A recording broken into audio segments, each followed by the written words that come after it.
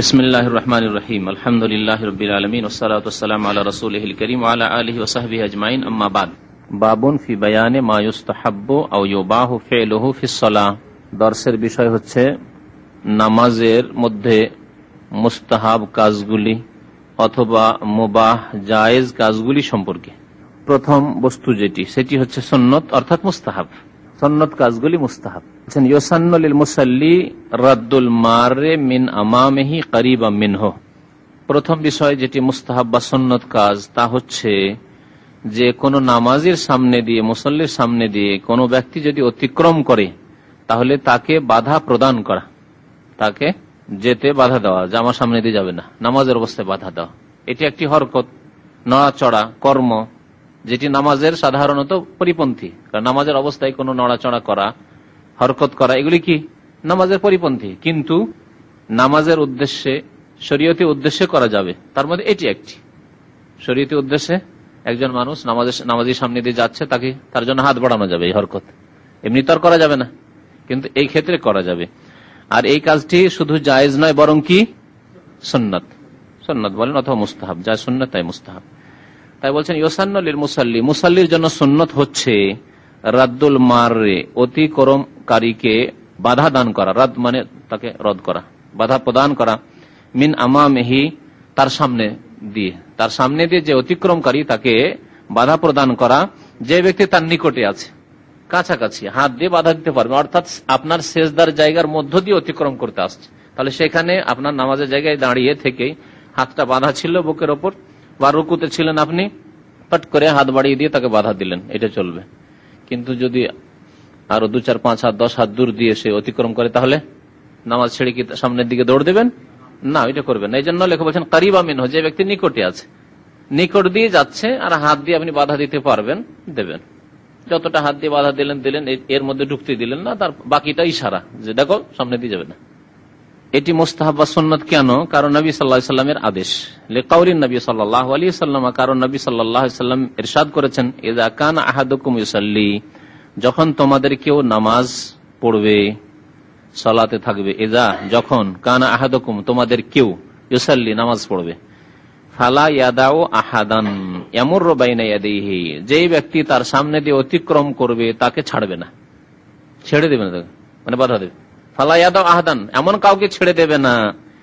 ওয়াদা ইয়াদাউ মানে ছেড়ে দাও, এমন কোন ব্যক্তিকে ছেড়ে দেবে না যে ইয়ামুরু বাইনা ইয়াদাইহি, যে সামনে দিয়ে চলে যাবে, সামনে দিয়ে চলে যাচ্ছে আর আপনি ছেড়ে দিচ্ছেন যে আমি তো নামাজে ব্যস্ত আছি, না, বাধা দেন।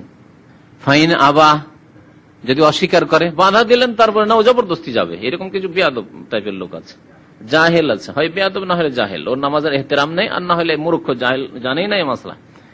ফাইন আবা, যদি অস্বীকার করে বাধা মানতে, ফাল ইউকাতিলহু, তাহলে তার বিরুদ্ধে যুদ্ধ করবে, শাব্দিক অর্থে যুদ্ধ করবে।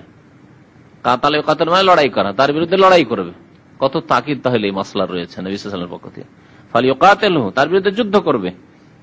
উলামারা বলেছেন যে যুদ্ধ করা মানে মারামারি লাগিয়ে দেবে না, বরং তার মানে ফালিয়াদফাহু বিল কুওয়া, বল প্রয়োগ করে বাধা দেবে। হাত দিয়ে ইশারার বাধা দিয়েছিলেন, থামছে না, এড়িয়ে চলে আসে, মানে হাতকে সরিয়ে দিবে, হাতকে এমন করে শক্ত করে দেবেন যাতে যেতেই না পারে। এটা হচ্ছে ইয়াদফাহু বিল কুওয়া, বল প্রয়োগ করে বাধা দেন তাকে আপনার জায়গাতে থেকে। কারণ একটি হাদিস আছে ফাইন্নাহু শাইতান, এ হচ্ছে শয়তান। বাধা দেওয়ার পরেও, ইশারা করার পরেও সে মানলো না, যখন অমান্য করছে, জবরদস্তি যাবে, তার মানে সে শয়তান, ফাইন্নাহু শাইতান। আর শয়তানের বিরুদ্ধে জিহাদের, লড়াইয়ের আদেশ দেওয়া হয়েছে, সুতরাং এই শয়তানের বিরুদ্ধে জিহাদ করো, ঠিক আছে। আর এখানে বলা হয়েছে আরেকটি শব্দ, অর্থ একই, ফাইন্না মাহুল কারিন, তার সাথে তার শয়তান সঙ্গী রয়েছে। কারিন বলা হয় ওই সঙ্গীকে, যেই সঙ্গী মানুষের জন্মের থেকে তার সাথে নিযুক্ত করা হয়। এ সম্পর্কে হাদিস শুনিয়েছি, যারা শুনেছেন মনে আছে যে মানুষের জন্মের সাথে সাথে আল্লাহ রাব্বুল আলামিন তার সাথে একটি কি করেন, জিনকে নিযুক্ত করে দেন, আরেকটি ফেরেশতা নিযুক্ত করেন। ফেরেশতা একে বলা হয়েছে তার ভালো সঙ্গী, সেও সঙ্গী কারিন, কিন্তু ভালো সঙ্গী, সৎসঙ্গী। এ সৎসঙ্গী ফেরেশতা কি করে, তার হেফাজত করে, তার দেখাশোনা করে, সৎ পরামর্শ দেয়, এ হচ্ছে বেতানা সলেহা। আর শয়তান যে সবসময় অসহসা দিতে, কুমন্ত্রণা দিতে থাকে, দুষ্টামির চিন্তা নিয়ে আসতে থাকে, যে কি করলি রে, তোর মতো যৌবনকালে কত কে কি করলো, তুই কি করলি, এত টাকা পয়সা ইনকাম করলি, ঘরে তো একটা ডিশ লাগাইতে পারলি না, কত কে ফিল্ম দেখছে জীবনে, তুই ফিল্ম দেখলি না, ঠিক না, আমরা যারা সার্কাস সিনেমা দেখিনি, আমাদের কাছে ওই কারিন শয়তান মাঝে মাঝে এসে ওয়াসওয়াসা দেয় যে দুনিয়াতে একবার করেও তো মানুষ তওবা করে, তুই না সার্কাস কেমন তা জানলি, না সিনেমায় কেমন জানলি, কি করলি, ব্লু ফিল্ম শুধু ব্লু ব্লু শুনে থাকলি, ব্লু না কালো না লাল তাই দেখলি না, ঠিক না? এইভাবে ওই কারিন যে শয়তান আছে ওয়াসওয়াসা দিতে থাকে। নবী সাল্লাল্লাহু আলাইহি ওয়াসাল্লাম কি বলছেন, ফাইন্না মাহুল কারিন, এই যে তোমার সামনে দিয়ে নামাজের সামনে দিয়ে নাফরমানি করে চলে যাচ্ছে আর বাধাও মানতে চাইছে না, বাধা দিয়ে চলে যেতে চাইছে, তার সাথে এখন তার গায়ে শয়তান সওয়ার আছে, ওই শয়তান যে শয়তান তার জন্মকাল থেকে ওর সাথে নিযুক্ত করা আছে, তার সাথে ওই কারিন তার বন্ধু আছে, শয়তান বন্ধু। এই শয়তান সারা জীবন যেহেতু মানুষকে যার সাথে নিযুক্ত আছে তাকে খারাপ কাজের জন্য কুমন্ত্রণা দিতে থাকে, অস্বসা দিতে থাকে, কাল কিয়ামতে ওর উপরে দোষ চাপাবে। পাপী লোকেরা, গুনাহগার লোকেরা ওই শয়তানের উপর দোষ চাপাবে। তখন ওই শয়তান কারিন করবে কি, বলছে আমার কি দোষ, জবরদস্তি করেছিলাম, তাকে বেঁধে রেখেছিলাম, নামাজ পড়তে যেতে দিনে তাকে জবরদস্তি করে গুনাহ করিয়েছিলাম। কালা কারিন সূরা কাফে কারিন বলে বলা হয়, কালা কারিনহু রব্বানা মা আতগাইতুহু, কারিন তখন আল্লাহর সামনে নিজের সাফাই পেশ করবে, রব্বানা হে আল্লাহ হে রব, মা আতগাইতুহু, ওকে আমি জবরদস্তি গুমরাহ করিনি, ওয়ালাকিন কানা ফি দালালিন বাইদ, সেই তো স্পষ্ট গুমরাহিতে ছিল, নিজেই পাপ করতো, আমি করিয়েছি জবরদস্তি করে, কখনো জবরদস্তি তার হাত পা ধরে বেঁধে করাইনি। কালা কারিনহু রব্বানা মা আতগাইতুহু ওয়ালাকিন কানা ফি দালালিন বাইদ, এই যে কারিন বলা হয়েছে, ওই কারিনের কথা এখানে বলা হয়েছে। এর সাথে ওই কারিন শয়তান এখন কাজ করছে, ওকে এখন আত্ম অহংকারের মধ্যে তুই যেতে দিবি না, আমি যাবো নামাজের সামনে দিয়ে, আমার কাজ আছে, বাধা কেন দিবি তুই, ঠিক আছে? রাওয়াহু মুসলিম, একটু দূর দিয়ে যেতে পারবে না, যাবে না, রাওয়াহু মুসলিম, হাদিসটি মুসলিম শরীফের। তাহলে এই হাদিসের আলোকে মুসল্লির জন্য সুন্নত হচ্ছে যদি তার সামনে দিয়ে কেউ অতিক্রম করে তাকে কি করতে হবে, বাধা দিতে হবে। এই কাজটি মুবাহ না মুস্তাহাব? সুন্নত বা মুস্তাহাব। লাকিন ইযা কানা আমামাল মুসাল্লি সুতরাহ আই শাইউন মুরতাফিউন মিন জিদারিন আও নাহবিহি ফালা বাসা আন ইউমাররা মিন ওয়ারাইহা, নামাজের সামনে সুন্নত হচ্ছে একটি সূত্রা রাখা। আরেকটি মাসলা, নামাজি যখন নামাজ পড়বে তো নামাজের দায়িত্ব হচ্ছে নিজের সামনে কি করা, একটি সূত্রা মানে আড় দেওয়া, যা কমের পক্ষে 5 হাত হইতে হবে, কেউ কেউ 1 হাত বলেছেন, যেমন লেখক 1 হাত বলেছেন, কিন্তু 5 হাত হইলেও হয়, 1 হাত হইলেও হয়, কারণ যেরকম বলা হয়েছে নবী সাল্লাল্লাহু আলাইহি ওয়াসাল্লাম হাদিসে আসবে হাদিসটি, যে উটের পিঠে যে সওয়ার হতেন সাহাবায়ে কেরামদের যুগে, নবী সাল্লাল্লাহু আলাইহি ওয়াসাল্লামের যুগে, তো উটের পিঠে একটু হেলানা দেওয়ার জন্য বা যে সিটটা আছে তার পিছনে একটা লকড়ি থাকে, সেই লকড়িটা পুরো 1 হাত হতো না, 1 হাতের চাইতে কম, 1 হাতের কাছাকাছি হতো। মিসলা মুআখিরাতির রাহল, যে তোমার বসার সিটটা আছে উটের উপরে, তার পিছনের ভাগে যে একটা লকড়ি আছে, কাঠ আছে, ওই কাঠটার সমান হইলেই হবে, আর সেটা সর্বনিম্ন হচ্ছে 1 হাত, এটা সর্বনিম্ন। তাহলে আধা হাত সূত্রা না চলবে না, 4 আঙ্গুলের উঁচা সূত্রা দেবেন না, কমের পক্ষে আপনার কাছে সূত্র থাকলে 1 হাত, 1 হাত, তার বেশি যত ভালো হবে তত ভালো উঁচা, এরকম সূত্রা দিতে হবে। তাহলে মুসাল্লি নামাজের দায়িত্ব হচ্ছে সূত্রা দিয়ে নামাজ পড়া, আর যে ব্যক্তি অতিক্রম করবে তার দায়িত্ব হচ্ছে যে নামাজের সামনে দিয়ে অতিক্রম না করা, যথাসাধ্য অতিক্রম না করা। আর যেতে হলে দূর দিয়ে যাওয়া, কাছে দিয়ে নয়, বিশেষ করে তার সেজদার জায়গা দিয়ে, যেই জায়গাটি তার নামাজের জায়গা তা দিয়ে যাওয়া তার জায়েজ নয় অতিক্রম করা। মুসাল্লি যখন সূত্রা লাগিয়ে দিল, সূত্রা বুঝতে পারছেন না, সূত্রা মানে আড়, সূত্রা লাগিয়ে দিল, শরীয়তি সূত্রা যেটা লাগিয়ে দিল, এখন সূত্রার বাইরে দিয়ে যদি কেউ অতিক্রম করে অসুবিধা আছে? এখানে সূত্রা আছে আর এটি সেজদার জায়গা, এত দূরের মধ্যে আমি সেজদা করছি, সেজদার জায়গা শেষ হচ্ছে আর সূত্রা এর মাঝে বেশি ফাঁক রাখতে হবে না, একটা ছাগল অতিক্রম করার সময় সামান্য জায়গা, হয়তো আধা হাত জায়গা রাখতে পারে, খুব বেশি দূরে সূত্রা রাখবেন না, কারণ বেশি দূরে সূত্রা রাখলে অন্য মানুষ যারা অতিক্রমকারী তাদেরকে কষ্ট দেওয়া হবে। সূত্রা দিয়েছেন ওইখানে, ওই পিলারকে সূত্রা বানিয়েছেন, আর এখানে যদি নামাজ শুরু করেন তাহলে মানুষকে বিরক্ত করা, মানুষ অত দূর ঘুরে যেতে হবে, কেন এতটা জায়গা কেন দখল করবেন, আপনি কাছে আসেন, ওয়াল ইয়াদনু মিন, নবী সাল্লাল্লাহু আলাইহি ওয়াসাল্লাম বলেছেন যে সূত্রার নিকটবর্তী হয়ে দাঁড়াও। সূত্রা দিয়ে দেওয়ার পরে তাহলে সূত্রার বাইরে দিয়ে যদি অতিক্রম করে তো কোনো অসুবিধা নাই। তাই বলছেন লাকিন ইযা কানা আমামাল মুসাল্লি, কিন্তু মুসাল্লি নামাজের সামনে যদি সূত্রা থাকে, সূত্রার ব্যাখ্যা করেছেন এই শাইউন মুরতাফিউন, উঁচা কোনো বস্তু, শাই মানে বস্তু, মুরতাফি উঁচা, মিজদারিন তা দেওয়াল হোক, আও নাহবিহি অথবা স্তম্ভ হোক, খুঁটি হোক, আর কিছু হোক, যে কোনো কিছু হোক না কেন, ফালা বাসা আন ইউমাররা মিন ওয়ারাইহি, তাহলে তার পেছন দিক দিয়ে মানে তারপর যে জায়গাগুলি রয়েছে সেখান দিয়ে যদি অতিক্রম করে তো ফালা বাসা, তাতে কোনো আপত্তি নেই, বাসা মানে কোনো অসুবিধা নেই, আপত্তি নেই। ওয়াকাযা ইযা ইহতাজ, একটি মাসলা হলো যে নামাজের সামনে দিয়ে তাহলে অতিক্রম করতে আপত্তি নেই কখন, যদি সূত্রার বাইরে দিয়ে অতিক্রম করে যায়, এক মাসলা। দ্বিতীয় মাসলা হচ্ছে যে জায়গা খুব সংকীর্ণ, জায়গা খুব সংকীর্ণ আর তাকে এখন ওইখান দিয়ে অতিক্রম করতে হবে, নামাজে দীর্ঘক্ষণ সুন্নাত পড়েই যাচ্ছে, আর ওর প্রয়োজন আছে, বেরিয়ে যেতে হবে। প্রয়োজন বিভিন্ন রকমের, কারো কাজা হাজাত হতে পারে, কারো বাস ছুটে যাচ্ছে, কারো তাড়াতাড়ি আছে, মসজিদে এখন যেতে হবে, কারো দোকানপাট খুলতে হবে, বিভিন্ন প্রয়োজন হতে পারে, আর জায়গা নেই। তাহলে কি করবে? এই ক্ষেত্রেও জায়েজ যদি প্রয়োজন হয় আর জায়গা সংকীর্ণ, অন্য দিক দিয়ে কোনো রাস্তা নেই, আমাকে এখন যেতে হবে। দরজার সামনে নামাজ শুরু করেছে, দরজা শুধু ওখানে, আর ওখানে যদি নামাজ শুরু করে থাকে, সামনের দিক দিয়ে যেতে হবে, আর পিছন দিক দিয়ে কোনো রাস্তা নেই, এইরকম অবস্থায় যেতে পারবে। আরেকটি মাসলা বলছেন, তাই বলছেন ওয়াকাজা অনুরূপ ইজা তাজা এলাল মুরুর, যদি অতিক্রম করার প্রয়োজন হয় কোন ব্যক্তির, লিযিকিল মাকান, জায়গার সংকীর্ণতার কারণে, জায়গা কম আর ওর সামনে দিয়ে যেতে হচ্ছে, নামাজের সামনে দিয়ে, ফায়ামুরু, তাহলে অতিক্রম করবে, ওয়ালা ইয়ারুদ্দুহুল মুসাল্লি, এই ক্ষেত্রে নামাজি ব্যক্তি তাকে বাধা দেবে না। নামাজি ব্যক্তিকে এটা বুঝতে হবে যে এই লোকটি জায়গা নেই, অন্য দিক দিয়ে রাস্তা নেই, আর আমি এমন জায়গায় নামাজ শুরু করেছি যেখানে এখান দিয়ে যেতেই হবে, তাহলে এই ক্ষেত্রে বাধা দেবে না। আপনি জায়গা আসল রাস্তাকে ব্লক করে রেখেছেন, লম্বা সুন্নাত পড়ছেন, মানুষের প্রয়োজন আছে, বিভিন্ন রকমের প্রয়োজন হতে পারে, আর আপনি বাধাও দেবেন না। বাধাই যদি দেবেন তাহলে আপনি নিরাপদ জায়গায় নামাজ পড়েন, যেখানে সাধারণত মানুষের যাওয়ার প্রয়োজন পড়তে পারেন না, অত জরুরি প্রয়োজন হবে না। দুইটি মাসলা হয়ে গেল। তাহলে এগুলি কি জায়েজ? তাহলে মানে অতিক্রম করা জায়েজ, নামাজের মধ্যে যেগুলি জায়েজ তাহলে অতিক্রম করা জায়েজ।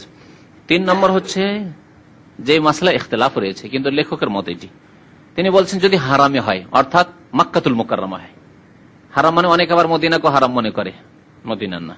কিছু ফুকাহাদের মত হচ্ছে, তার মধ্যে লেখক একজন, যে মাক্কাতুল মুকাররমায় সূত্রা নেই, অর্থাৎ মাক্কাতুল মুকাররমা কাবা শরীফের মসজিদে নামাজের সামনে দিয়ে যে কোনো সময় যেতে পারে, একদল ফুকাহায়ে কেরামদের মত।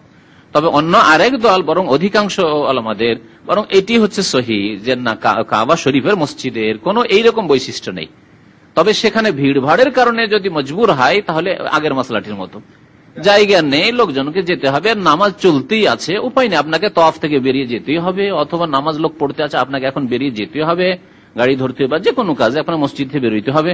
যেদিকে যাচ্ছেন শুধু নামাজি আর নামাজি, বিশেষ করে যখন তওয়াফ করে আপনি 7 চক্কর দিয়ে বের হচ্ছেন আর মাকামে ইব্রাহিমের দিকে বেরোবেন, তখন আপনি বের হওয়ার উপায় নেই আপনার নামাজির সামনে না গেলে।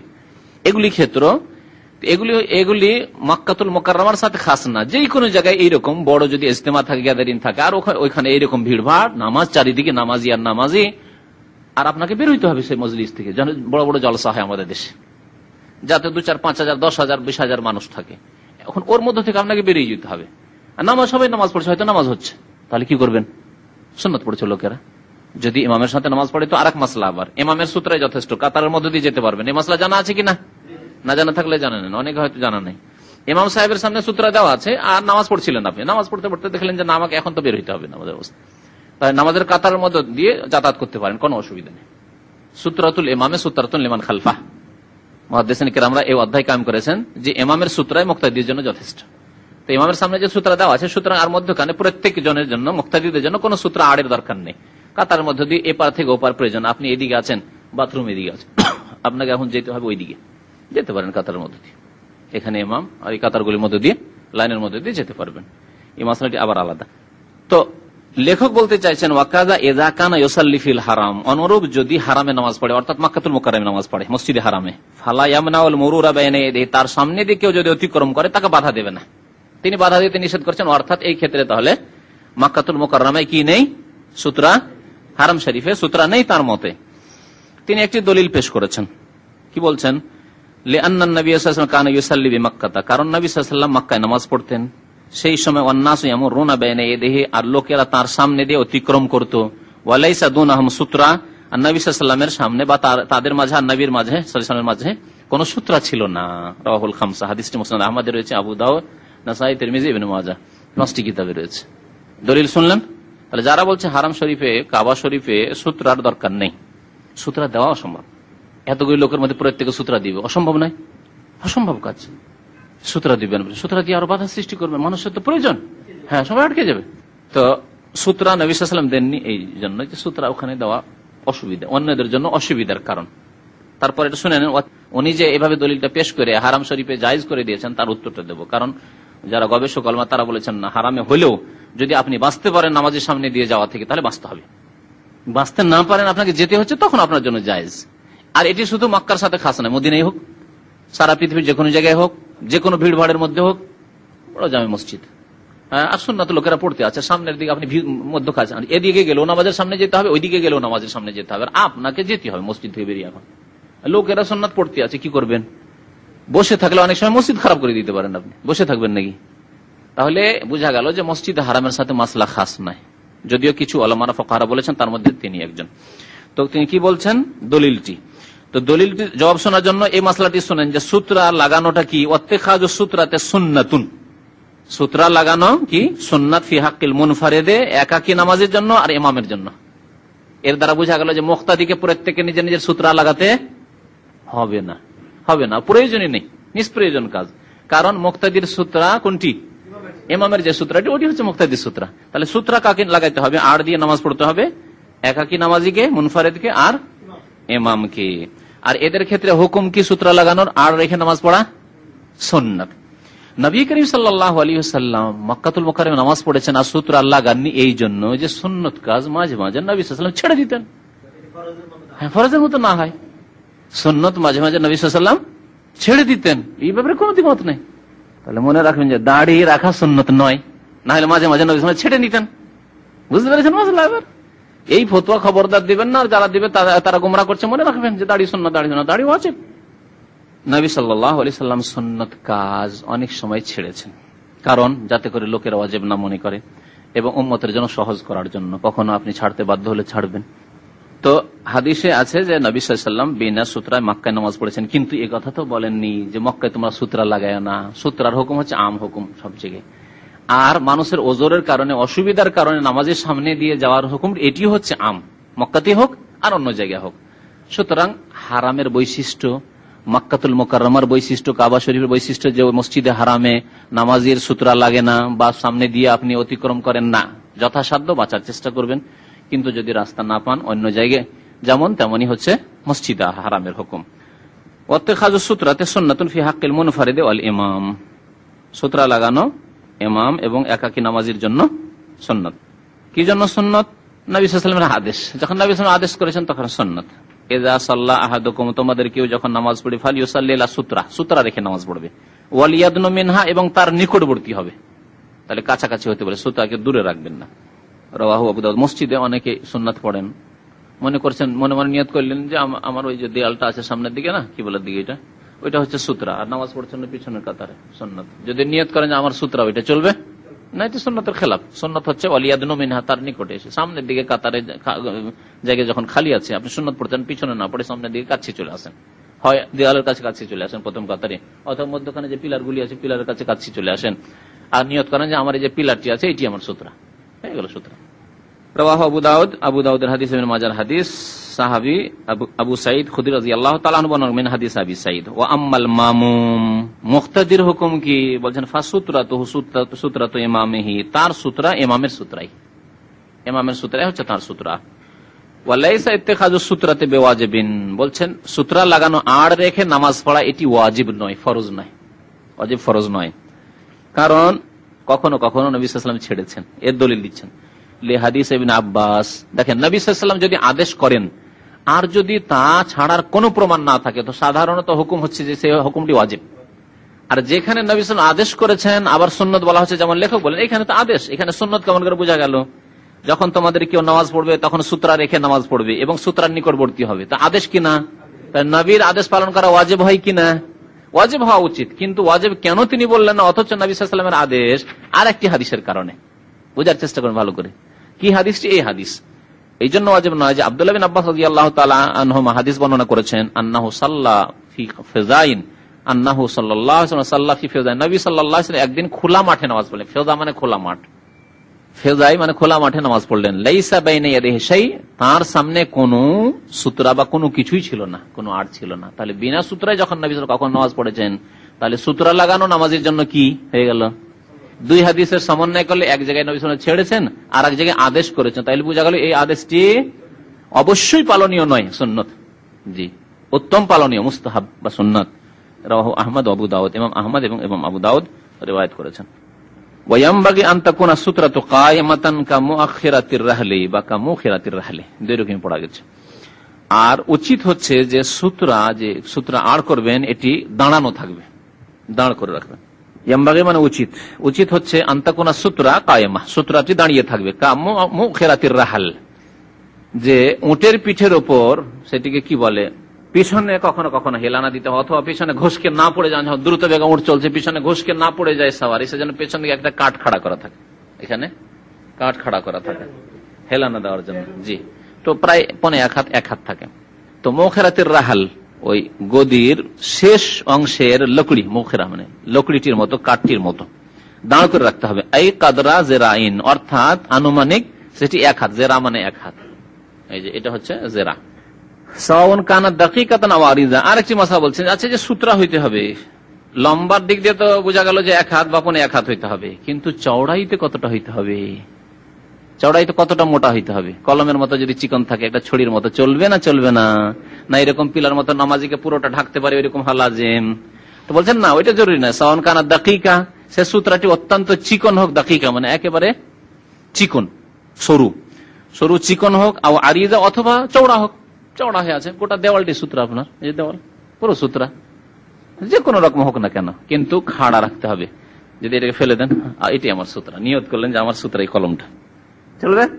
ছড়িটি ফেলে দেন আমার সূত্র না, সূত্র চলতে পারে। বড় বোতল যদি হয় 2 লিটারে তাহলে সূত্র হয়ে যেতে পারে, এটাই সূত্র হয়ে যেতে পারে, যে এলাশাই যে কোনো জিনিস সূত্র হইতে পারে, খাড়া থাকতে হবে। ওয়াল হিকমাতু ফি ইত্তিখাযিহা, আচ্ছা কি রহস্য, হিকমত কি যে সূত্র লাগিয়ে নামাজ পড়তে হবে, এর হিকমত কি? বলছেন ওয়াল হিকমাতু ফি ইত্তিখাযিহা, সূত্র লাগাবার হিকমত কি? তা বলছেন লিতামনা আল মাররা বাইনা ইয়াদিহি ওয়া লিতামনা আল মুসাল্লিয়া মিনাল ইনশিগাল বিমা ওয়ারাআহা। 2টি উদ্দেশ্য, এক হচ্ছে মুসাল্লির নামাজের হেফাজত করা, যে সামনে সূত্র থাকলে সে তার সামনে আর কি হচ্ছে না হচ্ছে সেদিকে যাবে না, তার খুশু ঠিক থাকবে, অন্য কিছুতে সে মশগুল হয়ে যাবে না, অন্যদিকে মন চলে যাবে না, অন্য মনস্কতা আসবে না। আর 2 নম্বর হচ্ছে যে অতিক্রমকারী নামাজের সামনে দিয়ে গুনাহগার, তাকে গুনাহ থেকে বাঁচাবার জন্য। আমি যদি সূত্র না লাগাই তো অতিক্রম করে সামনের দিকে, তো সে গুনাহগার হবে, এর থেকে বাঁচাবার জন্য। বলছে প্রথম হিকমত লিতামনা আল মাররা বাইনা ইয়াদিহি, নামাজের সামনে দিয়ে অতিক্রমকারীকে বাধা দানের জন্য, যে দেখো সূত্র দেওয়া আছে, তার মানে এর ভিতরে ঢুকবে না, এটা আমার, এই জায়গা হচ্ছে আমার, তুমি যাবে ওটা দিয়ে যাও, তার বাইরে দিয়ে যাও, তাকে গুনাহ থেকে বাঁচালেন আর বাধা দিলেন। ওয়ালিতামনা আল মুসাল্লিয়া মিনাল ইনশিগাল বিমা ওয়ারাআহা, আর মুসাল্লিকে বাঁচাবার জন্য মিনাল ইনশিগাল বিমা ওয়ারাআহা, সূত্রার বাইরে যা কিছু আছে তাতে মশগুল হওয়া থেকে, তার মন সেই দিকে চলে যাওয়া থেকে। যখন এই সূত্র লাগানো আছে, বিশেষ করে সূত্র যদি চওড়া থাকে, দেয়ালের সামনে নামাজ পড়েন, তাহলে দেয়ালের বাইরে কি হচ্ছে না হচ্ছে, লোকজন যাতায়াত করছে, সামনে সিঁড়ি আছে যাতায়াত করছে, আপনার ওইদিকে মন যাবে না। কিন্তু সূত্র না থাকলে আপনি খোলা জায়গায় ওইদিকে হয়তো নজর যাচ্ছে, খুশু নষ্ট হচ্ছে। ওয়াইন কানা ফি সাহরা সাল্লা ইলা শাইইন সাখিসিন মিন শাজারিন আও হাজারিন আসা, খোলা মাঠে আছেন, যেখানে কোনো বাড়িঘর নেই, দেয়াল নেই, কোনো খাম্বা নেই, খুঁটি নেই, কিছুই নেই, খোলা মাঠ, ওখানে কি সূত্র হবে আপনার? সে গাছ যদি থাকে দেখবেন যে গাছপালা আছে কিনা, যেমন আমাদের দেশে তো যেখানে সেখানে গাছ, মাশাআল্লাহ, গাছই আপনার সূত্র। এটা গাছের সামনে দাঁড়িয়ে যান মাঠের মধ্যে, আর গাছটাকে সূত্র নিয়ত করেন যে আমার গাছটাই সূত্র হয়ে গেল। অথবা কোনো জায়গায় পাহাড় পর্বত যেখানে আছে, উঁচা হয়ে আছে পাহাড়টাকে মনে করল এই পাহাড়টা আমার সূত্রা, উঁচু হয়ে আছে বালি, চলে যান এয়ারপোর্ট রোডে অনেক জায়গায় বালি উঁচা হয়ে আছে পাহাড়ের মতো, হয়তো ওই বালি উঁচা হয়ে আছে কোনো জায়গায়, সেটাই সূত্র আপনার জন্য। আশা অথবা নরম মাটি আছে, তাতে পুঁতে দিতে পারলেন, একটা লাঠি পুঁতে দিতে পারলেন। নবী সাল্লাল্লাহু আলাইহি ওয়াসাল্লাম লাঠি রাখতেন সাথে, লাঠি রাখার অনেক ফায়দা আছে, হাতে লাঠি রাখা সুন্নাত দুনিয়াবি বহু হিকমতের কারণে, এবং তাতে দিনই ফায়দাও রয়েছে। লাঠি যদি হাতে থাকে তো কুকুর আপনার সাথে শয়তানি করবে না, আর না হলে ঢিলা ঢালা কাপড় আমাদের দেশে যদি পরেন তাহলে খুব মুশকিল। এই জুব্বা পরে যেসব বাইরের দেশে থাকছে কেমন করে, আমাকে তো খুব ভয় লাগে, লম্বা পাঞ্জাবি থাকলেই তো ভয় লাগে, কুকুর লাগে নতুন গ্রামে গেলে, নতুন জায়গায় গেলে। তো হাতে যদি লাঠি থাকে, সুন্নতের লাঠি, যে আমাদের দেশের আলেম ওলামারা ফারেক হইলে মাদ্রাসাতে লাঠি দেয়, একটা লাঠি হাতে থাকলে কুকুর আর কথা বলবে না, কিন্তু চুপ একবারে। আর এতে ফায়দা, নামাজের ক্ষেত্রে সূত্রা বানানো হচ্ছে, ইস্তিনজার ক্ষেত্রে হয়তো শক্ত মাটি, পানি নেই আপনার কাছে, মাটিটা একটু আঘাত করলেন, একটা ঢেল উঠে গেল, মাটি কিছুটা উঠে গেল, শক্ত মাটি, এঁটেল মাটি হইতে পারে, তাদের ইস্তিনজা করা হলো, কুলুক ধরা হলো। মুসা আলাইহিস সালামের কাছে লাঠি থাকতো, তো আল্লাহ রাব্বুল আলামিন মুসা আলাইহিস সালামকে জিজ্ঞেস করছেন, মুজিজা দিলেন ওই লাঠিতে। আল্লাহ জিজ্ঞেস করছেন মুসাকে, ওমা তিলকা বিয়ামিনিকা ইয়া মুসা, মুসা তোমার ডান হাতে কি? বলছে হে আসায়া, আল্লাহর সাথে কথা বলতে পেয়েছেন। আল্লাহ জিজ্ঞেস করলেন তোমার হাতে কি? তো এর উত্তর হচ্ছে কি? লাঠি। যথেষ্ট, এতটাই। যারা অলংকার বিদ্যা সম্পর্কে আলোচনা করেছেন, বালাগাত সম্পর্কে, তারা লিখেছেন যে আল্লাহ মুসাকে জিজ্ঞেস করলেন ওমা তিলকা বিয়ামিনিকা ইয়া মুসা, মুসা তোমার ডান হাতে কি? এর জবাব হচ্ছে যে আল্লাহ, এটি তো লাঠি, যে বলে যথেষ্ট ছিল। তিনি যেই সুযোগ পেয়েছেন আল্লাহর সাথে কথা বলার, কথা বন্ধ না, হে আসায়া আতাওয়াক্কাউ আলাইহা ওয়া আহুশু বিহা আলা গানামি ওয়া লিয়া ফিহা মাআরিব উখরা। একেবারে এত কথা বলেছেন। যেমন একজন মাহবুব, হাবিবের সাথে যদি সাক্ষাৎ হয়, হাবিবের মাহবুবের সাথে, মানে প্রিয় ব্যক্তি একজন কাউকে ভালোবাসে, আর যাকে ভালোবাসে তার সাথে যদি সাক্ষাৎ হয়, কথা বলার সুযোগ পায়, তো যে সুযোগ পায় সেই সুযোগকে হাত ছাড়া করে নাও। এই সুযোগ পেয়েছে কথা বলার, এই সুযোগ কথা বলেই নি কিছু। তো মুসা আলাইহিস সালাম দেখলেন আল্লাহর সাথে, আল্লাহ মাহবুব, আল্লাহকে সবচেয়ে বেশি ভালোবাসতে হবে, যেমন তার রাসূলকে ভালোবাসতে হবে। তো ইয়াকুন আল্লাহ ওয়া রাসূল আহাব্বা ইলাইহি মিম্মা সিওয়াহুমা, সারা পৃথিবীর সবকিছু চাইতে সবচেয়ে বেশি ভালোবাসতে হবে কাকে? আল্লাহকে এবং রাসূলকে। তাহলেই ওয়াজাদা বিহিন্না হালাওয়াতাল ঈমান, ঈমানের স্বাদ পাবে মুমিন। ঈমানের স্বাদ কখন পাবে? নবী সাল্লাল্লাহু আলাইহি ওয়াসাল্লাম বলেছেন তিনটি, তার মধ্যে এটি হচ্ছে সবচাইতে বেশি ভালোবাসতে হবে আল্লাহকে, সবচাইতে বেশি ভালোবাসতে হবে রাসূলুল্লাহ সাল্লাল্লাহু আলাইহি ওয়াসাল্লামকে। তো মুসা আলাইহিস সালাম তার সম্পর্কে কি বলতে পারেন? কত আল্লাহকে ভালোবাসতেন। সুযোগ পেয়েছে আল্লাহর সাথে কথা বলার, কে এই সুযোগ পায়? কালিমুল্লাহ। এই যেমনই সুযোগ পাওয়া যায়, আল্লাহ তো জিজ্ঞেস করেছেন, হে আসায় আল্লাহ, এই আমার লাঠি, আতাওয়াক্কাউ আলাইহা, যখন আমি ক্লান্ত হয়ে যাই নামাজ পড়তে পড়তে, তখন ভর দিয়ে নামাজ পড়ি, আতাওয়াক্কাউ আলাইহা, তাতে হেলা না দিই। ও আহুশু বিহা আলা গানামি, তিনি ছাগল চড়াতেন। 10 বছর ধরে তো মোহরানায় শুধু ছাগল চড়িয়েছেন, তাই না? সোহাইব আলাইহিস সালামের মেয়েকে বিয়ে করার জন্য। ফাইন আতমামতা আশারান ফামিন ইনদিক, 8 বছর কমপক্ষে, আর যদি 10 বছর পুরিয়ে দাও তাহলে আরো ভালো।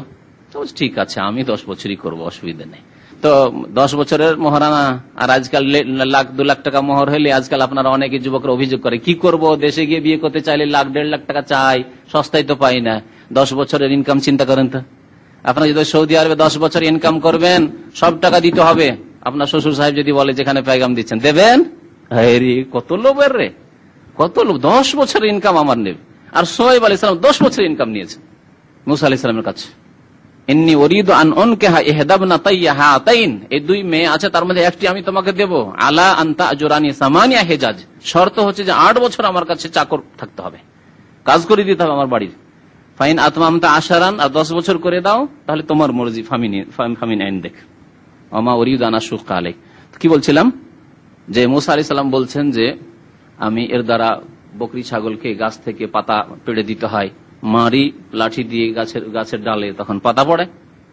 আহুশু বিহা আলা গানামি ওয়া লিয়া ফিহা মাআরিব উখরা, আর বহু কাজে লাগে আল্লাহ, এই লাঠি আমার বহু কাজে লাগে। বহু কাজের মধ্যে ইস্তেঞ্জা করার ক্ষেত্রে লাগে, নামাজের সূত্রা বানাবার ক্ষেত্রে লাগে, দুশ্মন শত্রু হাতে একটা লাঠি থাকলে সব সাবধান হয়ে কাছে ঘনিয়ে আসবে, যতই সে মানে সাহস, কিন্তু দেখে যে না, রাতে একটা লাঠি আছে রে, কিনা কি করে চোখেই যদি ঢুকিয়ে দেয় তাহলে কি হবে? ঠিক না? ফাইনলাম ইউমকিন গারজুল আসাফিল আরজ, আপনার কাছে লাঠি আছে কিন্তু লাঠি মাটিতে পুঁততে পারছেন না। গারাজা মানে পোতা, মাটিতে গাড়া বা পোতা। ফাইনলাম ইউমকিন গারজুল আসা, লাঠি পোতা যদি সম্ভবপর না হয়, ফিল আরজে, জমিনে। কোন জমিনে? শক্ত জমিনে। ওয়াজাআহু বাইনা ইয়াদিহি আরদান, লেখক বলছেন তাহলে লাঠিটাকে লম্বা করে চওড়াতে রেখেই দিবেন। কি করবেন? আপনারা তো যতটা পারবেন ততটা না করবেন, যখন উপায় নেই তো সামনে রেখে দেন আপনি। এই ফতোয়াটি ইজতিহাদি ফতোয়া, কারণ এই মর্মে লাইন টানার একটা হাদিস আছে জয়ীফ। যদি তুমি সূত্রা না পাও তাহলে সামনে কি করো, একটা দাগ টেনে দাও। এই হাদিস জয়ীফ, সহি হাদিস নয়। সুতরাং জয়ীফ হাদিস দিয়ে কোনো মাসলা ইস্তেমাদ করা যায় না। তবে এই মশলাটি কি বলবো, যে লাঠি আপনি গাড়তে পারছেন না, পুঁততে পারছেন না, তো লাঠি ফেলে দেন, এটি ইজতিহাদি মশলা। উলামায়ে কেরাম এই সব ক্ষেত্রে, যে ক্ষেত্রে দলিল নেই হয়তো অনেক সময় ইজতিহাদি ফতোয়া দিয়েছেন। ওয়াইজাল তাবাসাতিল কিরাআতু আলাল ইমামি ফালিল মামুম ইউসমিআহুল কিরাআতাস সাহিহাতা। এখন সূত্রার মাসলা শেষ। আরেকটি মুস্তাহাব কাজ বলছেন, ইমাম কিরাত করছে, তিলাওয়াত করছে, তিলাওয়াত করতে করতে যদি ভুলে যায় অথবা ভুল হয়ে যায়, ভুলে গেল অথবা গ্যাপ দিয়ে দিল, কিছু কালেমা কিছু অংশ আয়াতের ছেড়ে দিল, দিয়ে সামনে বেড়ে চলে গেল, এরকম যদি হয় তাহলে মুক্তাদিদের জন্য কি করা উচিত? বলছেন ফালিল মামুম ইউসমিআহুল কিরাআতাস সাহিহাতা, তাকে সঠিক কিরাতটি শুনিয়ে দিবে। তাই নামাজের অবস্থায় উচ্চস্বরে মুক্তাদির কিরাত তেলাওয়াত করা সুন্নাতের খেলাফ, ঠিক কিনা? সুন্নাতের খেলাফ মানে জায়েজ নাই। কিন্তু যদি ইমাম সাহেব ভুল করে, তার ভুল সংশোধনের জন্য আয়াতটা বা আয়াতের অংশ বিশেষ পড়ে দিতে পারে। তাই বলছে ওয়াইজাল তাবাসাতিল কিরাআতু আলাল ইমাম, ইমামের উপর তেলাওয়াত করতে গিয়ে যদি তেলাওয়াত গড়বড় হয়ে যায়, ইলতিবাসা মানে গড়বড় হয়ে যাওয়া, এক আয়াত অন্য আয়াতে ঢুকে যাওয়া, ইলতিবাস। ফালিল মামুমে, তাহলে মুক্তাদি, মামুম মানে মুক্তাদি, ইমাম মানে ইমাম, আর ইমামের যে অনুসরণকারী সে হচ্ছে মামুম। মুক্তাদির জন্য জায়েজ বা মুস্তাহাব, লিল মামুম শুধু লিখেছেন, এখানে মুস্তাহাব না জায়েজ তিনি লিখেননি, কিন্তু এটি মুস্তাহাব, ওয়াজিব নয়।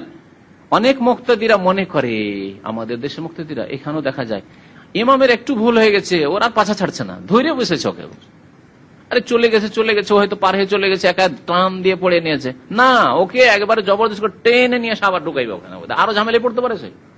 তাহলে হুকুমটি জেনে রাখতে হবে। যদি ওয়াজিব হতো তাহলে আপনাকে জবরদস্তি টেনে নিয়ে আসতো, এই ভুল কেন করছেন আপনি, আসেন ফিরে আসেন সঠিক জায়গায়, না এটি জরুরি নাই, এটি হচ্ছে মুস্তাহাব কাজ, যদি তার সংশোধন করে দেন মুস্তাহাব। আর যদি ভুল হয়ে যায়, অনিচ্ছাকৃত ভুল, তার পক্ষ থেকে কোনো অবহেলা নেই, কোতাহি নেই, যথাসাধ্য ভালো হেফজ করার চেষ্টা করেছে, তাহলে সে গুনাহগার না।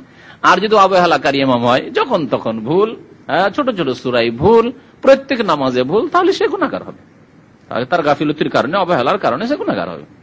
অনেক সময় ভালো মুখস্থ থেকেও সামনে গিয়ে তেলাওয়াত করতে গিয়ে, আর বিশেষ করে যারা বেশি মুখস্থ রাখেন তাদের কতগুলি আয়াত আছে মুতাশাবিহাত, কাছাকাছি আয়াত, কাছাকাছি, এগুলি মুতাশাবিহাত বলে, একই রকমের সদৃশ্য আয়াত, এখানে একটু পার্থক্যের সাথে আরেক জায়গায় আছে, বা এই আয়াতটি আরেক জায়গায় আছে, এক সূরা থেকে আরেক সূরায় লাফ দিয়ে ঢুকে পড়েছে, ও খেয়ালই করেনি যে আমি কোন সূরাতে কোন সূরায় ঢুকে পড়েছি।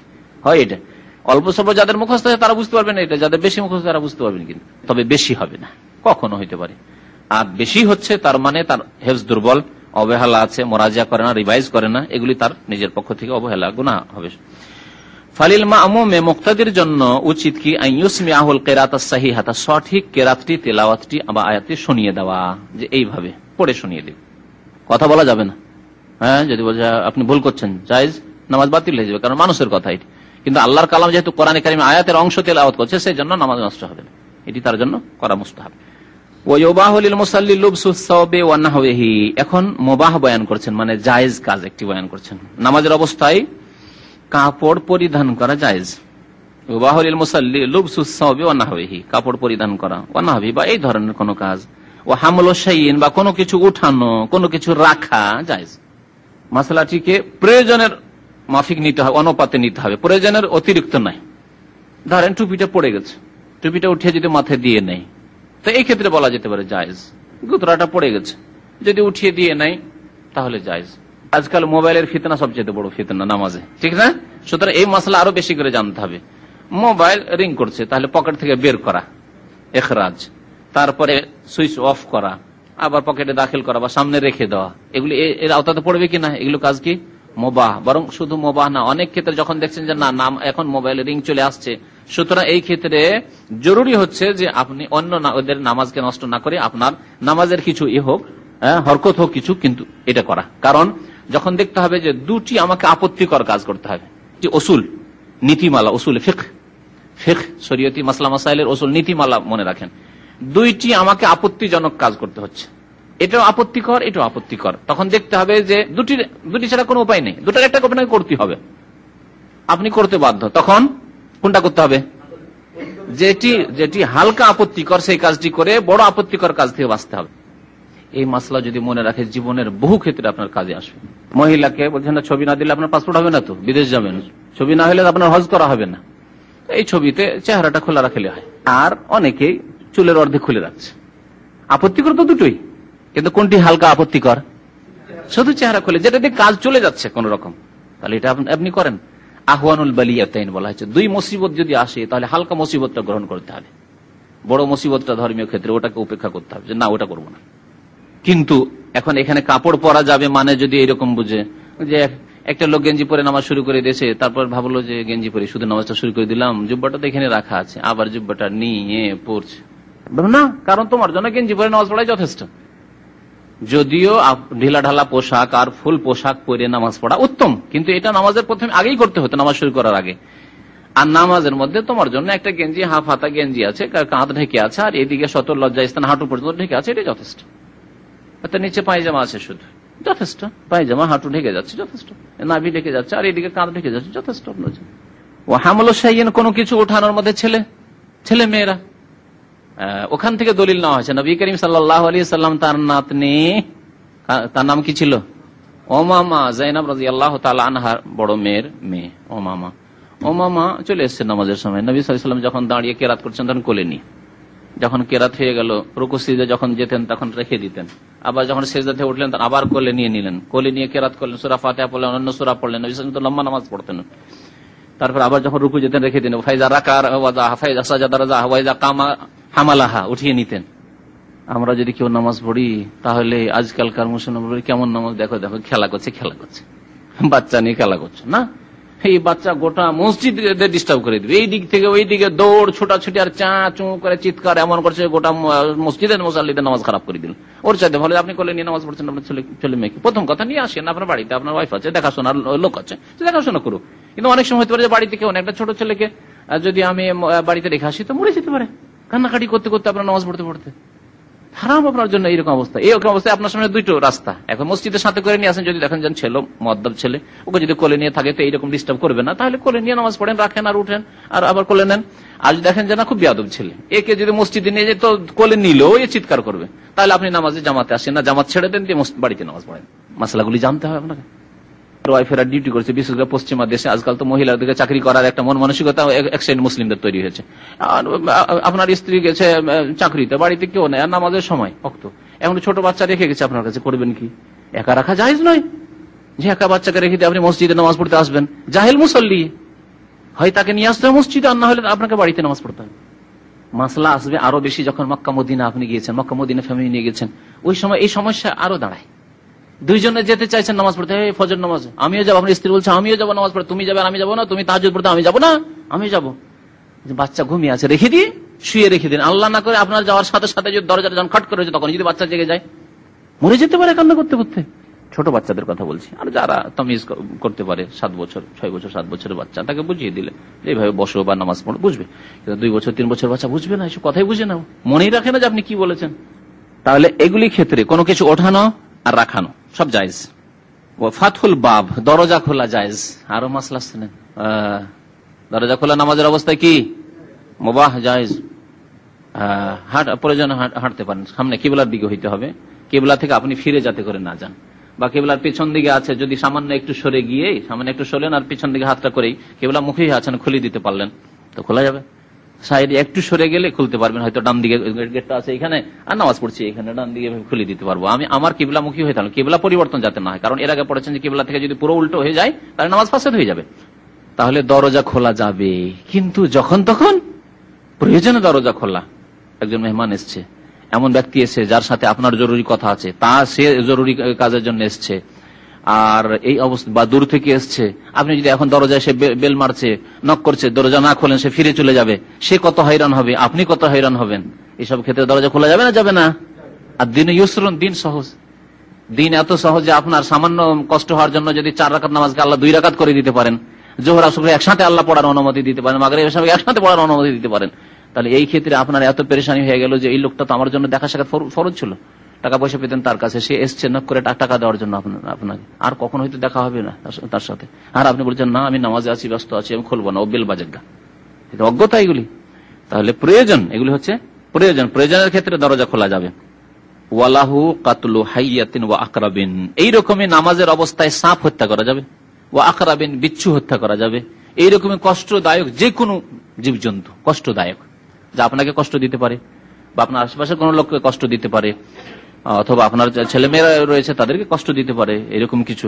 লিআন্নাহু সাল্লাল্লাহু আলাইহি ওয়াসাল্লাম আমারা বিকাতলিল আসওয়াদাইন ফিস সালাতে, কারণ নবী করিম সাল্লাল্লাহু আলাইহি ওয়াসাল্লাম নামাজের মধ্যে 2টি কালো পশুকে বা কালো জীবকে হত্যা করতে আদেশ প্রদান করেছেন। তা হচ্ছে, একটি হচ্ছে আল হাইয়াতু ওয়াল আকরাবু, সাপ, আর একটি হচ্ছে বিচ্ছু। রাওয়াহু আবু দাউদ। এর উপরে অন্যান্য কষ্টদায়ক যে কথাটি বললাম সবগুলিকে কিয়াস করা হয়েছে, এই ক্ষেত্রে কিয়াস রয়েছে শরীয়তে, কারণ এখানে সাপকে হত্যা করার অনুমতির হিকমত কি? কষ্ট থেকে বাঁচা, বিপদ থেকে বাঁচা। এরকম বিচ্ছুকে হত্যা করার আদেশ নামাজের অবস্থায়, উদ্দেশ্য হচ্ছে, হিকমত হচ্ছে কি? বিপদ থেকে বাঁচা। ওই রকম যদি কুকুর, এমন কুকুর হয় যে কুকুর যাকে তাকে কামড় দেয়, আর কুকুর আপনার ঘরে ঢুকে গেছে আর বাচ্চা আশেপাশে খেলা করছে, ওই অবস্থায় যদি আপনি নামাজ পড়তে থাকেন, সিজদায় পড়ে দোয়া করতে থাকেন, বাচ্চাদেরকে যদি কামড় দেয়, এটা কষ্টের কারণ নয়? অবশ্যই। রাওয়াহু আবু দাউদ ওয়া তিরমিজি ওয়া সাহাহু, হাদিসটি আবু দাউদ রয়েছে, তিরমিজিতে, এবং ইমাম তিরমিজি হাদিসটিকে সহিহ বলেছেন। লাকিন লা ইয়ামবাগি লাহু আন ইউকসিরা মিনাল আফআলিল মুবাহাতি ফিস সালাতি ইল্লা লিদারুরাহ, যে কথাটি বলছিলাম সেই কথা বলছেন। তবে উচিত নয় যে জায়েজ কাজগুলি নামাজে অধিক পরিমাণে করবে, এটি উচিত নয়। যে জায়েজ সেই জন্য আপনি, যেমন কাপড় পরা জায়েজ, মানে আপনি যখন তখন আপনি ডেলি টুপি আপনি উঠাচ্ছেন আর পরছেন, হ্যাঁ, ডেলি আপনি গুতরা নামাচ্ছেন আর উঠাচ্ছেন আর সোজা করছেন না, বিশেষ প্রয়োজনে। ডেলি ডেলি আপনি ছেলেকে কোলে নিয়ে আসছেন আর কোলে করে ডেলি ডেলি নামাজ পড়ছেন, কখনো কখনো নবী সাল্লাল্লাহু আলাইহি ওয়াসাল্লাম একবার করেছেন। তবে যদি বাধ্য হয়, জরুরত বাধ্য না হলে এগুলি কাজ, জায়েজ কাজগুলি নামাজের মধ্যে করবে না, যথাসাধ্য বর্জন করে। ফাইন আকসারা মিনহা, বেশি বেশি যদি করে, মিন গায়রি, বিনা প্রয়োজনে বিনা জরুরিতে, কানাত মোতাওয়ালি, আর তার যদি একটা না হয়, নামাজের মধ্যে যে কাজকর্মগুলি করছেন সেগুলি একটা না, পরপর করেই যাচ্ছেন আপনি, বেশি যদি হয় আবতালাতিস সালাত, নামাজ বাতিল করে দেবে, এতে নামাজ বাতিল করে দেবে। লিআন্না যালিকা মিম্মা ইউনাফিস সালাত ওয়া ইশগুল আনহা, কারণ এগুলি হচ্ছে নামাজের পরিপন্থী এবং নামাজ থেকে মশগুলকারী। বারবার যদি লেবাস পোশাক এই নিয়ে ব্যস্ত থাকেন, বারবার চুলকাতে থাকেন, একবার চুলকানো যাবে, দুইবার যাবে, বা গ্যাপ দিয়ে দিয়ে যাবে, বেশি চুলকানি, কারো চুলকানি পাচড়া থাকতে পারে, কিন্তু যদি চুলকেই চলে যায় খালি, তাহলে একটা না হয়ে গেল, তাইতে নামাজ ফাসিদ হয়ে যাওয়ার ভয় আছে। ওয়াইদা আরাদা লিল মুসাল্লি আমরুন কাস্তিজানিন আলাইহি আও সাহওয়ে ইমামিহি আও খাফা আলা ইনসানিন আল ওকুয়া ফি হালাকা ফালাহু তানবিহু আলা যালিক। কোন মুসাল্লি নামাজ পড়ছে, আর নামাজ পড়া অবস্থায় কোনো ব্যক্তি তার কাছে অনুমতি চাইছে, তার বাড়িতে, তার ঘরে, তার অফিসে প্রবেশের জন্য অনুমতি চাইছে, আর সে সময় সে নামাজ পড়ছে। এই নামাজ বাড়িতে নামাজ পড়া, সুন্নত নামাজ পড়ছে। বা কখন হয়তো জামাত ছুটে গেছে, সময় চলে গেছে, বাড়িতেই পড়ছে, জামাত ছুটে গেছে, সময় চলে গেছে, তারপরে মসজিদে যাওয়া জরুরি নয়, তো এই জন্য ফরজ নামাজও হইতে পারে। মসজিদে সাধারণত অনুমতির ব্যাপারটি হয় না। মসজিদে কেউ কারো কাছে অনুমতি নিতে জানে, অনুমতি কোথায় নিবে ঢোকার জন্য? আপনার বিশেষ জায়গায়, খাস জায়গায়, যেটি আপনার জায়গা, আপনার বাড়ি, আপনার অফিস, ঠিক না? অফিসের দরজা বন্ধ করে আপনি নামাজ পড়ছেন, অথবা আপনার ঘরের দরজা বন্ধ করে নামাজ পড়ছেন, সেই জায়গায়।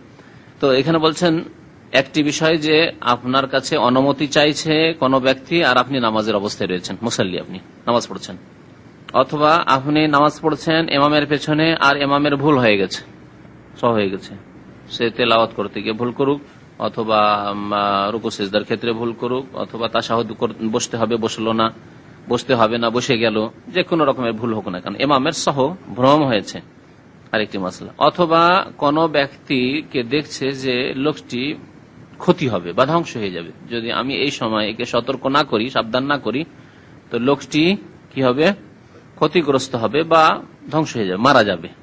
এরকম কোন বিপদ যদি থাকে, তাহলে নামাজের অবস্থায় তাদের সাথে কোন আদান প্রদান করতে পারবে কিনা, মানে অনুমতি চাইছে, অনুমতি দিতে পারবে কিনা, ইমাম ভুল করে দিয়েছে, তার ভুলের সংশোধন করতে পারবে কিনা, আর বা একটা লোকের ক্ষতি হতে যাচ্ছে, ক্ষতি থেকে তাকে বাঁচাতে পারবে কিনা, একটা লোক হেলাক হয়ে যাওয়ার, ধ্বংস হয়ে যাওয়ার আশঙ্কা আছে, তাহলে তাকে বাঁচাবার, উদ্ধার করার জন্য নামাজের অবস্থায় কোনো কদম উঠাতে পারবে কিনা, পদক্ষেপ উঠাতে পারবে কিনা, পদক্ষেপ নিতে পারবে কিনা। লেখক বলছেন ফালাহু তানবিহু আলা যালিকা, এই ক্ষেত্রে সতর্ক করতে পারবে, সতর্ক করতে পারবে। তানবিহ মানে জ্ঞাত করা, তানবিহ মানে সতর্ক করা, জ্ঞাত করতে পারবে। যদি অনুমতি চায় তাহলে জ্ঞাত করতে পারবে যে আমি নামাজে ব্যস্ত আছি। কি ইঙ্গিত, কেমন করে জ্ঞাত করবে তা পরে বলছি।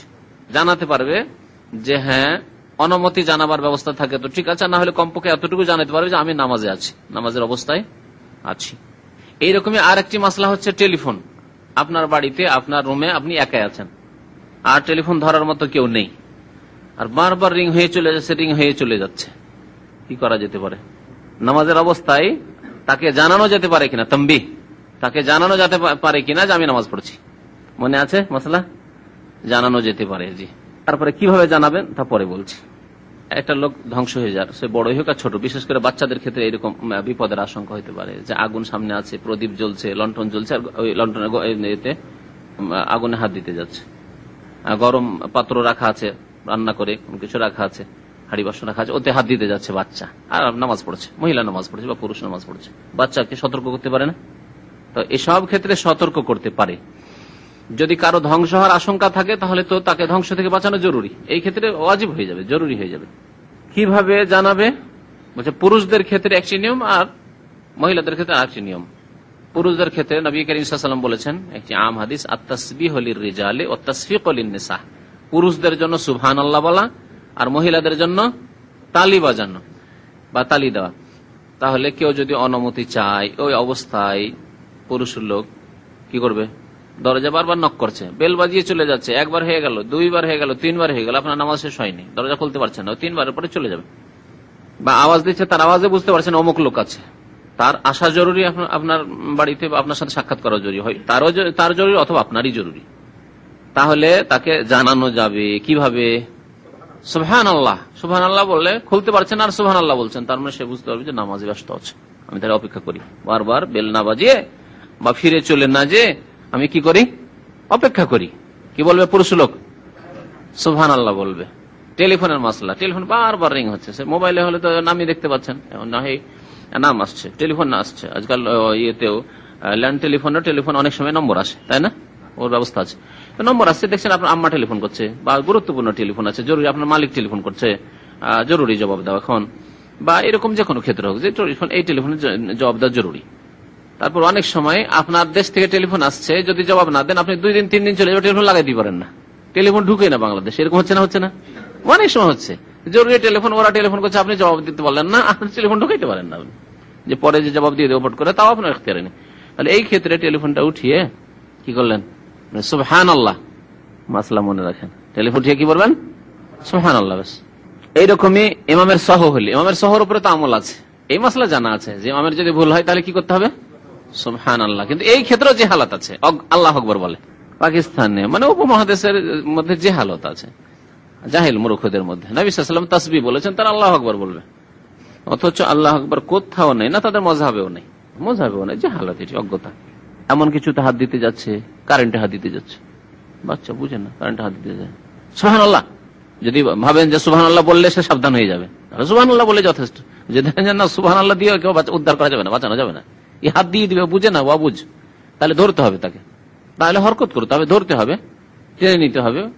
প্রয়োজনে যদি দেখা যায় না ধ্বংস হয়ে যাওয়ার আশঙ্কা আছে, মরে যাওয়ার আশঙ্কা আছে, তাহলে নামাজে ছেড়ে দিতে হবে এই ক্ষেত্রে, কারণ জীবন বাঁচানো একজন মুসলিমের ফরজ। লেখে বলছেন যে পুরুষ লোক সুবহানাল্লাহ বলবে, অতসাফিকুল মারআত, মহিলারা তালি দেবে, মহিলারা তালি দেবে। কিন্তু কাফেরদের যেহেতু তালি দেওয়া, এটা যেটা আমাদের দেশের বিভিন্ন অনুষ্ঠানে, রাজনৈতিক অনুষ্ঠানে অথবা খেলাধুলার অনুষ্ঠানে কেউ জিতলো কেউ হারলো শুরু করছে, এটা জায়েজ নয়, হারাম। সুতরাং আপনারা কোন ক্ষেত্রে, এমনকি ধর্মীয় খুশি হইলেও তালি বাজাবেন না। তালি বাজানো আল্লাহ রাব্বুল আলামিন এর নিন্দা করেছেন, বলেছেন এটি কাফেরদের আচরণ, কাফেরদের আদর্শ। ওমা কানা সালাতুম ইনদাল বাইতি ইল্লা মুকাআম ওয়া তাসদিয়া, কাফেরদের ইবাদত বন্দেগী হচ্ছে তালি বাজানো আর শেষ বাজানো। সুতরাং এটি জায়েজ নয়। আজকাল বহু লোকেরা এগুলি করে থাকে, মুসলমান হয়তো নামাজি, কিন্তু জাহেল, জানে না এটি জায়েজ নয়, করবেন না। এই জন্য তাদের বিরোধিতা করার জন্য কি করতে হবে, মহিলারা তালি দিবে কিভাবে, যে উল্টো হাতে দেবে, এইভাবে তালি দিবে। দলিল কি যে এইরকম ক্ষেত্রে সুবহানাল্লাহ বলে অথবা তালি দিয়ে মহিলাদের ক্ষেত্রে জানানো যাবে, লিকাউলিহি সাল্লাল্লাহু আলাইহি ওয়াসাল্লাম, কারণ নবী সাল্লাল্লাহু আলাইহি ওয়াসাল্লাম বলেছেন, ইযা নাবাকুম আমরুন, তোমাদের সামনে কোনো যদি কিছু পেশ আসে, তোমরা যদি কোনো সমস্যার সম্মুখীন হও, কোন সমস্যার, আমরুন মানে সমস্যা, ব্যাপার, কোন সমস্যার সম্মুখীন হও, ফালিয়াসাব্বিহ রিজালু, তাহলে পুরুষরা তাসবিহ বলবে, সুবহানাল্লাহ বলবে, ওয়ালিয়াসাফিহিন নিসাও, আর মহিলারা তালি দেবে। তাসফিক কাফ দিয়ে আর তাসফিহ হা দিয়ে, দুটোর মানে হচ্ছে তালি দেওয়া। এই জন্য হাদিসে তো ইউসাফিহ এসছে, একই অর্থ। সাফা হাতের তলা, হাতের তলাতে মারো, হাতের তলাতে কেউ কেউ যেন তাসফিহ থেকে বলেছে হাতের তলাতে এরকম মারা তো নেই, তাহলে কি করতে হবে, এইরকম অর্থ অথবা এরকম, এই তো হাতের তলা হলে একই কথা। মুত্তাফাকুন আলাইহি।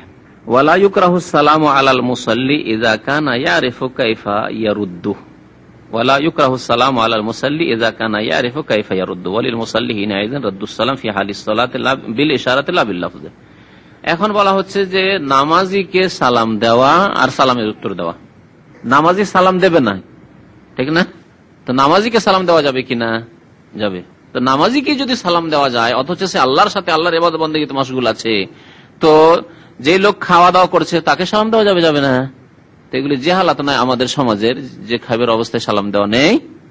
আমাকে আমার ছোট খুব তালিব ইলম কালে যখন মাসলা জানতাম না, তখন আমাকে কিছু মুরব্বীরা এরকম একদিন বাধা দিয়েছিল, সালাম আলাইকুম, যেমন আমাদের দেখছেন আব্দুল্লাহ ইজের বয়স এরকম বয়স ছিল, অথবা 10 বছর এরকম ছিল, দেখেন না অনেক সময় এসে বাচ্চা সালাম দিচ্ছে। তো ওইরকম আমিও খাওয়া দাওয়া করছে লোকেরা, আর বুড়ো বুড়ো লোকেরা বসে সালাম আলাইকুম বলে দিচ্ছে। আমি যাই ছেলে সালাম কেন দিলে? আমি তো ভয় পেয়ে গেছি, সালাম কেন দিলে? সালাম দাও, তুমি জানো না যে খাওয়া দাওয়ার সময় সালাম দিতে হয় না? বলছেন ওয়ালা ইউকরাহু সালামু আলাল মুসাল্লি, নামাজিকে সালাম দেওয়া মাকরুহ নয়। আমার দেশে বলে নামাজিকেও সালাম দেওয়া মাকরুহ, যে খাওয়া দাওয়া করে তাকে সালাম দেওয়া মাকরুহ। আর কয়েকটি জায়গা আছে, মনে আছে জায়গাগুলি? ওদের সঙ্গে সালাম দেওয়া মাকরুহ, আর পেশাব পায়খানার সঙ্গে সালাম দেওয়া মাকরুহ, কোনটি মাকরুহ নয়। পেশাব পায়খানার অবস্থায় বাথরুমে আছেন, জানছেন যে অফিসওয়ালা বা বাড়িওয়ালা বাথরুমে আছে, সালাম আলাইকুম দেন, অসুবিধা নেই। উত্তর দেবে না নাপাক অবস্থা, বাথরুম থেকে বেরিয়ে উত্তর দেবে। নামাজের অবস্থায় যেহেতু আল্লাহর সাথে সে মশগুল আছে ইবাদতে, সেই জন্য উত্তর দিতে পারবে না কথার দ্বারা। উত্তর দিতে পারবে না কথার দ্বারা। তাহলে কথার দ্বারা উত্তর দিতে পারবে না, তাহলে বোঝা গেল যে কর্মের দ্বারা উত্তর দিতে পারবে, তা হচ্ছে ইশারা করে। নামাজ পড়ছে, সালাম আলাইকুম কেউ বললো, বলেই দিল নামাজিকে, তাহলে কি করবে? এরকম করতে পারবে, এরকম করে সালামের উত্তর দিতে পারবে। যেমন সালামের উত্তর দিচ্ছেন অথবা সালাম দিচ্ছেন, গাড়িতে যাচ্ছেন, গাড়ির গ্লাস বন্ধ আছে, আওয়াজ পৌঁছিবে না, দেখছেন আমার পরিচিত লোক, করছেন না, এটি সালাম। কিন্তু শুধু ইশারায় সালাম দেওয়া জায়েজ নয়। আবার এই ইশারার সাথে সাথে কি করতে হবে? উচ্চারণ করতে হবে। রাস্তাঘাটে যাচ্ছেন, গাড়িতে যাচ্ছেন, আর শুধু ইশারা করে দিলেন, অনেক সময় মুখ নড়েই না, আজকালকার অনেক জাহিল লোকের আছে। এটি যেহেতু ইহুদিদের সালামের কথা বলা হয়েছে, শুধু হাতের ইশারা সালাম এর নিষেধ করা হয়েছে, তাহলে মুখে আসসালামু আলাইকুম রহমতুল্লাহ বলেন আর তার সাথে হাত উঠান, ঠিক আছে। জি, জবাবের ক্ষেত্রে জবাব দিবেন, ধরেন একজন সালাম দিল, জবাব দেন দূর থেকে, রোডের ওপারেও আছে, রোডের এপারে আপনি আছেন, দেখা দেখি চোখে চোখে দেখা দেখি হয়ে গেল, সালাম দেওয়া নেওয়া করবেন, সালাম ওয়ালাইকুম আসসালাম, হাত উঠান আর ওয়ালাইকুম আসসালাম বলেন। এদিক থেকে হাত উঠেল আর সালাম দিল না, আর আপনি করলেন, সমান সমান, এরকম নাই। আর নামাজের অবস্থা না, নামাজের অবস্থায় কথা চলবে না, ইশারা শুধু। জি, এটা খাস অবস্থা। আর নামাজ থেকে বেরিয়ে গিয়ে উত্তর দিলে কথাই দেবে। তা লেখক বলছেন যে মুসাল্লিকে, নামাজিকে সালাম দেওয়া মাকরুহ নয়, তার মানে জায়েজ, নামাজিকে সালাম দেওয়া জায়েজ।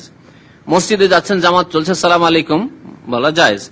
এজা কানা ইয়ারিফু কাইফা ইয়ারুদ্দু, কিন্তু জানতে হবে এতটুকু যে নামাজি যারা নামাজ পড়ছে তারা জানে মাসলা, যে নামাজের অবস্থা ওয়ালাইকুম আসসালাম বলা যাবে না। আর যদি এরকম হয় যে অনেক জাহেল মূর্খ আছে যারা জানে না, হয়তো সালাম সেনে ওয়ালাইকুম সালাম বলে দিবে, তো নামাজটা তার বাতিল হয়ে যাবে। এরকম যদি আশঙ্কা থাকে তাহলে সালাম দেবেন না। এরকম আশঙ্কা যদি থাকে যে ব্যক্তি বেশি লেখাপড়া জানে না, কি জানি কি করতে কি করে, সালামের উত্তর দিয়ে ফেলে, তাহলে সালাম দেবেন না। ওয়ালিল মুসাল্লি হিনাইযিন রাদ্দুস সালাম ফি হালিস সালাতি, আর মুসাল্লিও সালামের জবাব দিতে পারবে ফি হালিস সালাহ, নামাজের অবস্থায়, কিন্তু বিল ইশারা, ইশারা ইঙ্গিত করে, লা বিল লাফজ শব্দের দ্বারা নয়। জি, উচ্চারণ করে নাই, ওয়ালাইকুম আসসালাম বলে নাই, বিল লাফজ মানে তালাফুজ, উচ্চারণ করে নাই।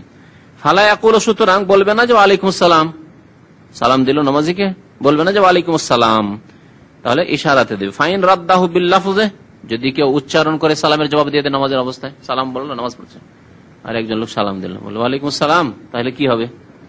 বলছে ফাইন রাদ্দাহু বিল লাফজে, উচ্চারণ করে যদি সালামের জবাব দেয় নামাজি ব্যক্তি, বাতালাত সালাতু, নামাজ ভঙ্গ হয়ে যাবে, বাতিল হয়ে যাবে। কেন বাতিল হবে? লিআন্নাহু খিতাবু আদমিইন, কারণ এটি হচ্ছে মানুষকে সম্বোধন করা।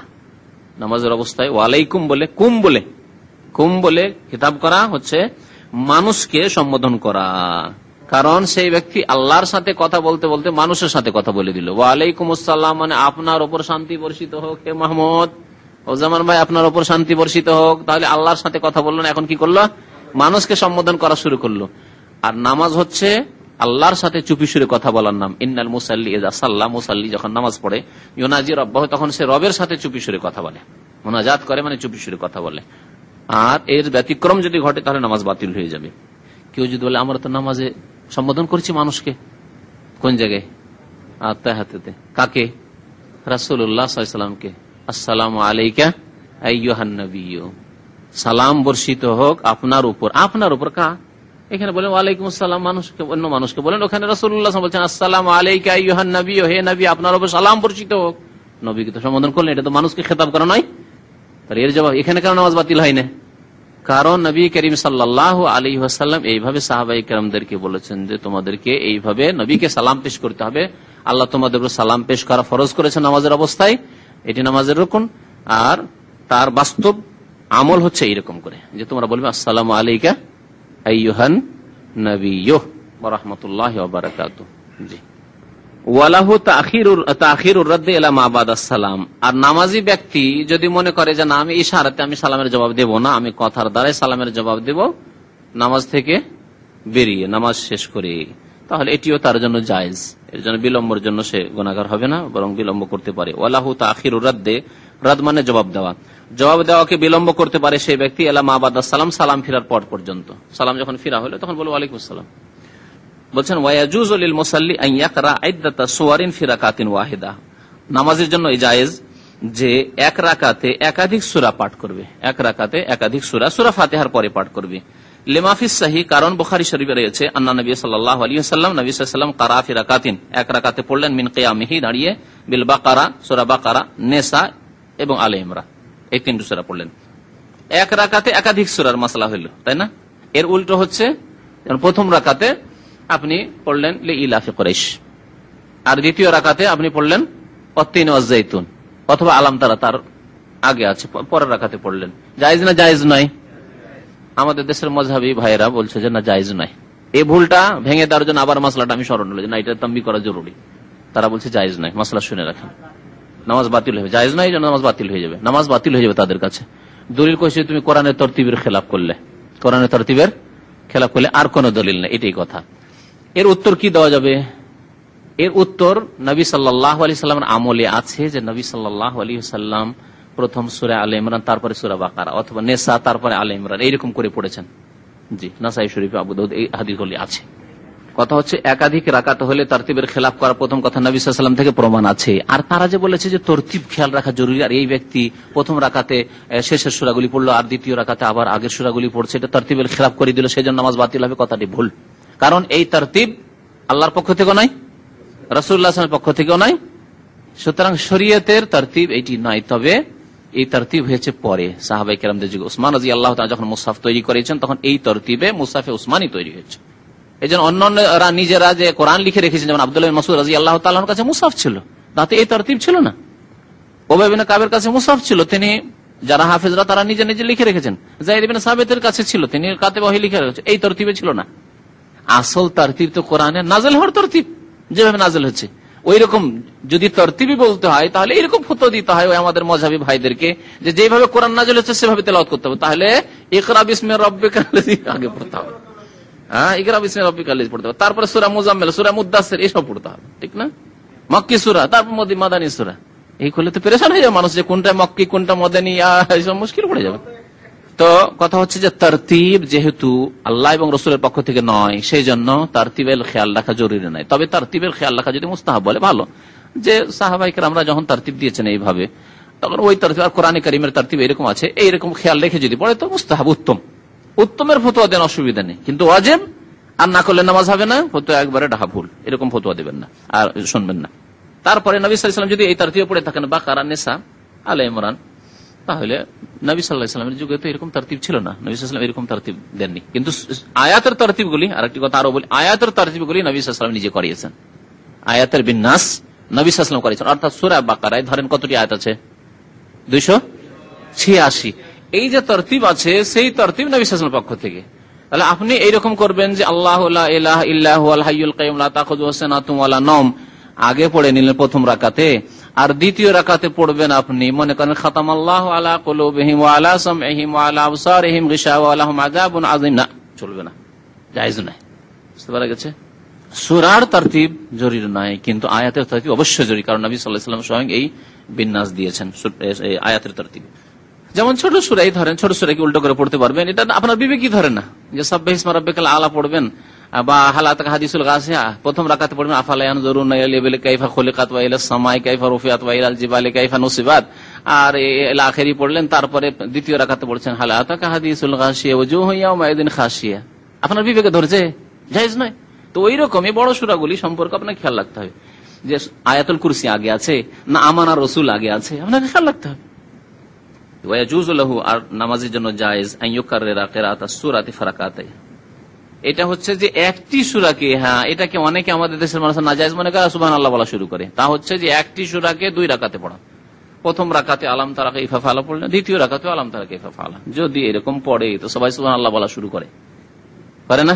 দেখেছি এরকম অনেক সময় আমাদের দেশের, আমরা তো ভুল করে পড়ে, ইচ্ছা করে কেউ পড়ে না, কিন্তু তারপরে যদি পড়ে নেই তাহলে সুবহানাল্লাহ বলা শুরু করে, জানে না, যাই হোক, মানে তামলিগ দেওয়া শুরু করে যে ভুল করে দিয়েছেন আপনি। 2 রাকাতে জায়েজ আছে, নবী সাল্লাল্লাহু আলাইহি ওয়াসাল্লাম ইজাজুল জালাতিল আরজু জিলজালাহ পড়েছেন 2 রাকাতে। তাহলে মুসাল্লির জন্য জায়েজ আন ইউকাররিরা কিরাআতাস সূরাতি ফি রাকাতাইন, একটি সূরাকে বারবার পড়বে ফি রাকাতাইন 2 রাকাতে, পুনরায় পড়বে 2 রাকাতে।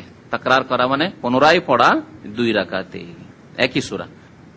ওয়া আন ইউকাসসিমাস সূরাতাল ওয়াহিদাতা বাইনা রাকাতাইন, আর এক সূরাকে ভাগ করে পড়বে 2 রাকাতে, এটিও জায়েজ। আধা আধি করে কিছু অংশ পড়লেন প্রথম রাকাতে, কিছু অংশ পড়লেন দ্বিতীয় রাকাতে, বিশেষ করে বড় সূরা যেগুলি। ওয়ায়াজুজু লাহু কিরাআতু আওয়াখিরিস সুওয়ারি ওয়া আওসাতিহা।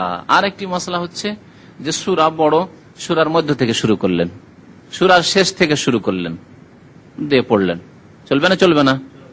মধ্যখান থেকে যেমন খাতাম আল্লাহু আলা কুলুবিহিম থেকে শুরু করলেন, ওয়া মিনান নাসি মান ইয়াকুলু আমান্না বিল্লাহ আল্লাহু লা ইলাহা ইল্লা হুয়াল হাইয়ুল কাইয়ুম, এগুলো মধ্য সূরা, ওয়াসাত, মধ্যখান থেকে শুরু করলেন। আলিফ লাম মিম থেকেও শুরু করলেন না, আর শেষ দিক থেকে না, মধ্যখানে এগুলি। আর তারপরে মধ্যে কিছু আয়াত পড়ে আপনি আল্লাহু আকবার রাকাত শেষ করলেন, কেরাত শেষ করে দিলেন।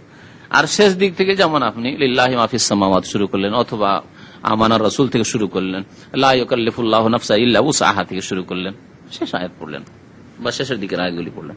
এই সবগুলি কি জায়েজ কিনা? জায়েজ। আর নবী সাল্লাল্লাহু আলাইহি সাল্লাম মধ্যখান থেকে আর শেষখান থেকে পড়েছেন, এটা খুব কম আমল করেছেন, এই জন্য খুব বেশি বেশি করবেন। আজকাল ইমামরা বেশিরভাগ এরকম করে, যেটি নবী সাল্লাল্লাহু সবচাইতে কম আমল সেটি কি আজকালকার ইমাম সাহেবরা বেশি করে। কি বুঝলেন? বুঝলেন না? বুঝলেন না মাসলা আমার? ওয়ায়াজুজু লাহু, আর ইমামের জন্য জায়েজ, কিরাআত বা নামাজের জন্য জায়েজ, কিরাআতু আওয়াখিরিস সুওয়ার, সূরার শেষ অংশ পড়া, ও আওসাতিহার মধ্য অংশ পড়া জায়েজ। লেমা এর দলিলগুলো দিয়েছে, কারণ এটা সম্পর্কে অনেকে মত আছে জানা চলবেন, সেই জন্য দলিল পেশ করেছেন তিনি। কিছু মাসলাতে সংক্ষেপ করে দিয়েছেন, দলিল হতে পেশ করেনি। লেমা রাওয়া আহমদ ও মুসলিম, কারণ মুসনাদে আহমদ ইমাম আহমদ বর্ণনা করেছেন, ইমাম মুসলিম বর্ণনা করেছেন, তাহলে মুসলিম শরীফও আছে। আন ইবনে আব্বাস রাদিয়াল্লাহু আনহু, আব্দুল্লাহ বিন আব্বাস রাদিয়াল্লাহু তাআলা আনহুমা থেকে, আন্না নবী সাল্লাল্লাহু আলাইহি ওয়াসাল্লাম কানা ইয়াকরাউ ফিল উলা মিন রাকাতাইল ফজর, ফজরের 2 রাকাতের প্রথম রাকাতে পাঠ করতেন কাউলাহু তাআলা, মহান আল্লাহর এই বাণী আয়াত, কুলু আমান্না বিল্লাহি ওয়া মা উনজিলা ইলাইনা ওয়া মা উনজিলা ইলা ইব্রাহিমা ওয়া মূসা ওয়া ঈসা। ভাই কুলু, হে মুসলিমরা তোমরা বলো, সম্বোধন যেহেতু জমা তো মুমিনদেরকে সম্বোধন করা হয়েছে, তোমরা বলো আমান্না বিল্লাহ, আমরা আল্লাহর প্রতি ঈমান নিয়ে এসেছি, ওয়া মা উনজিলা ইলাইনা, যা আমাদের উপর নাযিল হয়েছে, আর আমাদের পূর্বে যা নাযিল হয়েছে সবের প্রতি আমরা ঈমান নিয়ে এসেছি। সূরা বাকারা আয়াত নম্বর 136। ওয়া ফি সানিয়া, আর দ্বিতীয় রাকাতে আল আয়া ফি আলে ইমরান, আলে ইমরান আয়াত, এগুলো সব মধ্যেকার আয়াত, সূরার মধ্যখানে আছে। কুলিয়া আহলাল কিতাবে, হে নবী আপনি বলুন, হে আহলে কিতাব, হে ইহুদ এবং নাসারারা, তাআলাউ ইলা কালিমাহ, তোমরা আসো এমন একটি কথার দিকে, এমন একটি বাক্যর দিকে, সাওয়াইম বাইনানা ওয়া বাইনাকুম, যা আমাদের এবং তোমাদের মাঝে সমান, মানে তোমরাও সেটা মানো আর আমরাও মানি, সেটি হচ্ছে আল্লাহর একত্ব তাওহীদ। তাআলাউ ইলা কালিমাতিন সাওয়াইম বাইনানা ওয়া বাইনাকুম আল্লা না'বুদা ইল্লাল্লাহ, আর তা হচ্ছে যে আমরা সবাই মিলে কি করব? একমাত্র আল্লাহর ইবাদত করব, আল্লাহ ছাড়া কারো ইবাদত বন্দেগী করব না, ওযাইরেরও করব না, আর ঈসারও করব না, মুসারও করব না, আর ওলি আউলিয়ার নাম দিয়েও করব না, সালেহিনের করব না, একমাত্র আল্লাহর ইবাদত বন্দেগী করব। আল্লাহ না'বুদা ইল্লাল্লাহ ওয়ালা নুশরিকা বিহি শাইআ। আর এই কথাও আমরা সবাই এক, তোমাদের দিন আমাদের দিনই এক, কারণ তাওহীদ সবার দিনে, মুসা আলাইহিস সালাম নিয়ে আসা দিনে যে তাওহীদ ছিল সেই তাওহীদ নিয়েছেন নবী সাল্লাল্লাহু আলাইহি ওয়াসাল্লাম। সুতরাং আমরা আল্লাহর সাথে কাউকে শরীক করব না, ওয়ালা নুশরিকা বিহি শাইআ ওয়ালা ইয়াত্তাখিযা বা'দুনা বা'দান আরবাবা মিন দুনিল্লাহ, আর আমাদের একে অন্যকে পৃষ্ঠপোষক বা রব প্রভু হিসাবে গ্রহণ করবে না, বিধানদাতা হিসাবে গ্রহণ করবে না, প্রতিপালক হিসাবে, লালন পালনকারী হিসাবে গ্রহণ করবে না। রবের এই সবগুলি অর্থ মিন দুনিল্লাহ। তাহলে মানুষের বিধান যদি মানব রচিত বিধান মানে, তাহলে সে মুশরিক হবে এই আয়াতের আলোকে। ওয়ালা ইয়াত্তাখিযা বা'দুনা বা'দান আরবাবা মিন দুনিল্লাহ, যদি তার প্রতি বিশ্বাস করে, ওয়ালা ইয়াত্তাখিযা বা'দুনা বা'দান আরবাবা মিন দুনিল্লাহ, রব হিসাবে গ্রহণ করবে না, প্রভু হিসাবে গ্রহণ করবে না মানুষকে। ফাইন তাওয়াল্লাহ, এই কথা জানিয়ে দাও, তারপরে যদি তারা অমান্য করে, মুখ ফিরিয়ে নেই, বিমুখ হয়, ফাকুলু, তো তাদেরকে জানিয়ে দাও, ইশহাদু বিআন্না মুসলিমুন, তোমরা সাক্ষী থাকো ইহুদি এবং খ্রিস্টান জগৎ যে আমরা মুসলিম, আমরা একমাত্র আল্লাহর ইবাদত বন্দেগী, তোমরা মানো আর না মানো তোমাদেরকে জানিয়ে দিলাম। এই আয়াত নবী সাল্লাল্লাহু আলাইহি ওয়াসাল্লাম পড়েছেন মধ্যখান থেকে, সূরা আলে ইমরান আয়াত নম্বর 64। ওয়ালি উমুমি কওলিহি তাআলা, আর মহান আল্লাহ রাব্বুল আলামিনের আম আদেশ রয়েছে, সেটি হচ্ছে যে তোমার যেটা সহজ সেটা পড়ো, ফাকরাউ মা তায়াসসারা মিনাল কোরআন, কোরআন থেকে যা সহজ সাধ্য হয়, তোমার যেটি ভালোভাবে মুখস্থ আছে সেটাই কি করো, নামাজে পড়ো। আপনার শুরু থেকে সূরা বাকারার মুখস্থ নেই, কিন্তু মধ্যখানে মুখস্থ আছে কিছু আয়াত, শেষখানে মুখস্থ আছে, এইরকম সূরা আলে ইমরানের মধ্যখানে মুখস্থ আছে, অন্যান্য সূরার মধ্যখানে কিছু আয়াত মুখস্থ আছে, তাহলে ওগুলি পড়েন যেগুলি ভালো মুখস্থ। ফাকরাউ মা তায়াসসারা মিনাল কোরআন, কোরআন থেকে যা সহজ তাই তোমরা পাঠ করো। সূরা মুজাম্মিল আয়াত নম্বর 20। লাকিন লা ইয়ামবাগিল ইকসারু মিন যালিকা বাল ইউফআলু আহইয়ানান, কিন্তু এটি খুব বেশি বেশি করা ঠিক নয়। ইমাম সাহেবরা শুনেন ভালো করে, বা নিজেরা প্রত্যেকেই তো নামাজ পড়ছেন, অনেক সময় একা নামাজ পড়েন, সুন্নাত নামাজে ভেঙে ভেঙে মধ্যখান থেকে বা শেষখান থেকে কোন সূরার পড়া বেশি বেশি করা ঠিক নয়, বুঝলেন? শুরু থেকে পড়ার চেষ্টা করতে হবে। যে কোনো সূরা ধরলে মুখস্থ থাকলে শুরু থেকে পড়ার চেষ্টা করবেন। বড় সূরা হইলো, সূরা বাকারা শুরু থেকে শুরু করেন, সূরা নিসা শুরু থেকে শুরু করেন, সূরা আলে ইমরান শুরু থেকে শুরু করেন। যদি মুখস্থ থাকে তাহলে কখনো কখনো করা যাবে। বাল ইউফআলু আহইয়ানান, বরং এটি কখনো কখনো করা যাবে। কারণ নবী করিম সাল্লাল্লাহু আলাইহি ওয়াসাল্লাম কখনো কখনো 1-2 বার করেছেন। এটিকে একবারে সুন্নত তরিকা বানিয়ে নেওয়ার প্রায় সময় দেখা যাচ্ছে আপনি মধ্যখান থেকে পড়ছেন, শেষ খান থেকে পড়ছেন সূরার, এরকম না করা উচিত। আরেকটি মাসলা মুস্তাহাব অথবা জায়েজ, মুস্তাহাব বলা যেতে পারে এই ক্ষেত্রে মুসাল্লির জন্য যখন এমন আয়াত আসবে যাতে আল্লাহর আযাবের কথা উল্লেখ করা হয়েছে, তখন আল্লাহর কাছে আযাব থেকে আশ্রয় গ্রহণ করা। কোরআনের আয়াত হলো কুল নারু জাহান্নাম আশাদ্দু হাররান, হে নবী আপনি বলে দেন যে জাহান্নামের আগুন হচ্ছে অত্যন্ত উত্তপ্ত। তখন আপনি বলেন আল্লাহুম্মা ইন্নী আউযু বিকা মিনান নার। নামাজের অবস্থায় আয়াত শেষ হতেই আপনি আল্লাহর কাছে আশ্রয় গ্রহণ করেন, জি আশ্রয় কামনা করেন, পানা চান। এইরকমই যখন আল্লাহর নিয়ামতের আয়াত আসবে, যে কোনো নিয়ামত, দুনিয়ার হোক আখিরাতের নিয়ামত হোক, তখন তা আপনি কি করতে পারবেন? চাইতে পারবেন। ইন্নাল্লাযীনা আমানু ওয়া আমিলুস সালিহাতি কানাত লাহুম জান্নাতুল ফিরদাউস নুজুলা। তখন বলেন আল্লাহুম্মা ইন্নী আসআলুকাল জান্নাহ, আল্লাহুম্মা ইন্নী আসআলুকাল জান্নাতাল ফিরদাউস বলতে পারবেন। তবে যেখানে ফিতনা হওয়ার আশঙ্কা আছে, জাহের মূর্খ সমাজ আর ইমাম সাহেব যদি মধ্যখানে আয়াত থেকে থেমে যদি আল্লাহুম্মা ইন্নী আসআলুকাল জান্নাতাল ফিরদাউস করতে শুরু করে, বলে কি করতে লাগলো রে, সুবহানাল্লাহ আল্লাহু আকবার বলা শুরু করে দিবে। জি হ্যাঁ হ্যাঁ, শুধু রমজানে না, সব নামাজে আযাবের আয়াত আসলে আল্লাহর কাছে আযাব থেকে আশ্রয় কামনা করা, আল্লাহর নিয়ামতের আয়াত আসলে নিয়ামত চাওয়া, আর যদি নবী সাল্লাল্লাহু আলাইহি ওয়াসাল্লামের নাম আসে তাহলে দুরূদ পড়ে দেওয়া, সব জায়েজ আছে। ওয়ালিল মুসাল্লি, আর নামাজের জন্য জায়েজ আইয়াস্তাইযা ইনদা কিরাআতি আয়াতিন, এমন আয়াত তেলাওয়াতের সময় ফিহা যিকরু আযাবিন, যাতে আযাবের কথা উল্লেখিত হয়েছে সেই সময় আল্লাহর পানাহ কামনা করবে, আশ্রয় কামনা করবে আল্লাহর কাছে, এটি জায়েজ। ওয়া আইয়াসআলাল্লাহ ইনদা কিরাআতি আয়াতিন ফিহা যিকরু রাহমা, আর আল্লাহর কাছে চাইবে এমন আয়াত পড়ার সময় যেই জায়গায় কি রয়েছে যিকরু রাহমা, রহমতের, আল্লাহর রহমতের কথা উল্লেখ। ইন্না রাহমাতাল্লাহি করিবুম মিনাল মুহসিনিন ওয়া রাহমাতি ওয়াসিআত কুল্লা শাই। তখন আপনি বলবেন আল্লাহুম্মা ইন্নী আসআলুকা রাহমাতাক, বলেন, অসুবিধা নেই। ওয়ালাহু আন ইউসাল্লি আলা নবী সাল্লাল্লাহু আলাইহি ওয়াসাল্লাম, আর মুসাল্লির জন্য জায়েজ নবী সাল্লাল্লাহু আলাইহি ওয়াসাল্লামের উপর দুরূদ পেশ করবে ইনদা কিরাআতি যিকরিহি, যখন নবী সাল্লাল্লাহু আলাইহি ওয়াসাল্লামের উল্লেখ এসেছে কোরআনে কারীমে। মা কানা মুহাম্মাদুন আবা আহাদিম মির রিজালিকুম, বলেন সাল্লাল্লাহু আলাইহি ওয়াসাল্লাম, নিজে পড়ছেন অথবা পেছনে আছেন সাল্লাল্লাহু আলাইহি ওয়াসাল্লাম বলতে পারবেন। আচ্ছা, দুরূদ কেন পড়তে পারবেন? নবীর নাম আসলে কোরআনে কারীমে, আর আপনি কেন দুরূদ পড়তে পারবেন? বলছেন লিতাআক্কুদিস সালাতি আলাইহি ইনদা যিকরিহি, কারণ বহু হাদিসে নবী সাল্লাল্লাহু আলাইহি ওয়াসাল্লামের নাম উল্লেখ হলেই কি বলা হয়েছে? দুরূদ পেশ করার তাকিদ করা হয়েছে। জি, আল বাখিল আল্লাযী যুকিরতু ইনদাহু ফালাম ইউসাল্লি আলাইহি, ওই ব্যক্তি সবচেয়ে বড় কৃপণ যার সামনে আমার জিকির, আসলে আমার কথা উল্লেখ করা হলো অথচ দুরূদ পাঠ করলো না। আপনার সামনে তো এলো আল্লাহর নবীর নাম, আপনি যে দুরূদ পাঠ করলেন না, তাকিদ আইলো না। মান সাল্লাল্লাহু আলাইহি ওয়াসাল্লাম সাল্লাল্লাহু বিহি আশারান, এইভাবে বহু হাদিস রয়েছে নবী সাল্লাল্লাহু আলাইহি ওয়াসাল্লামের।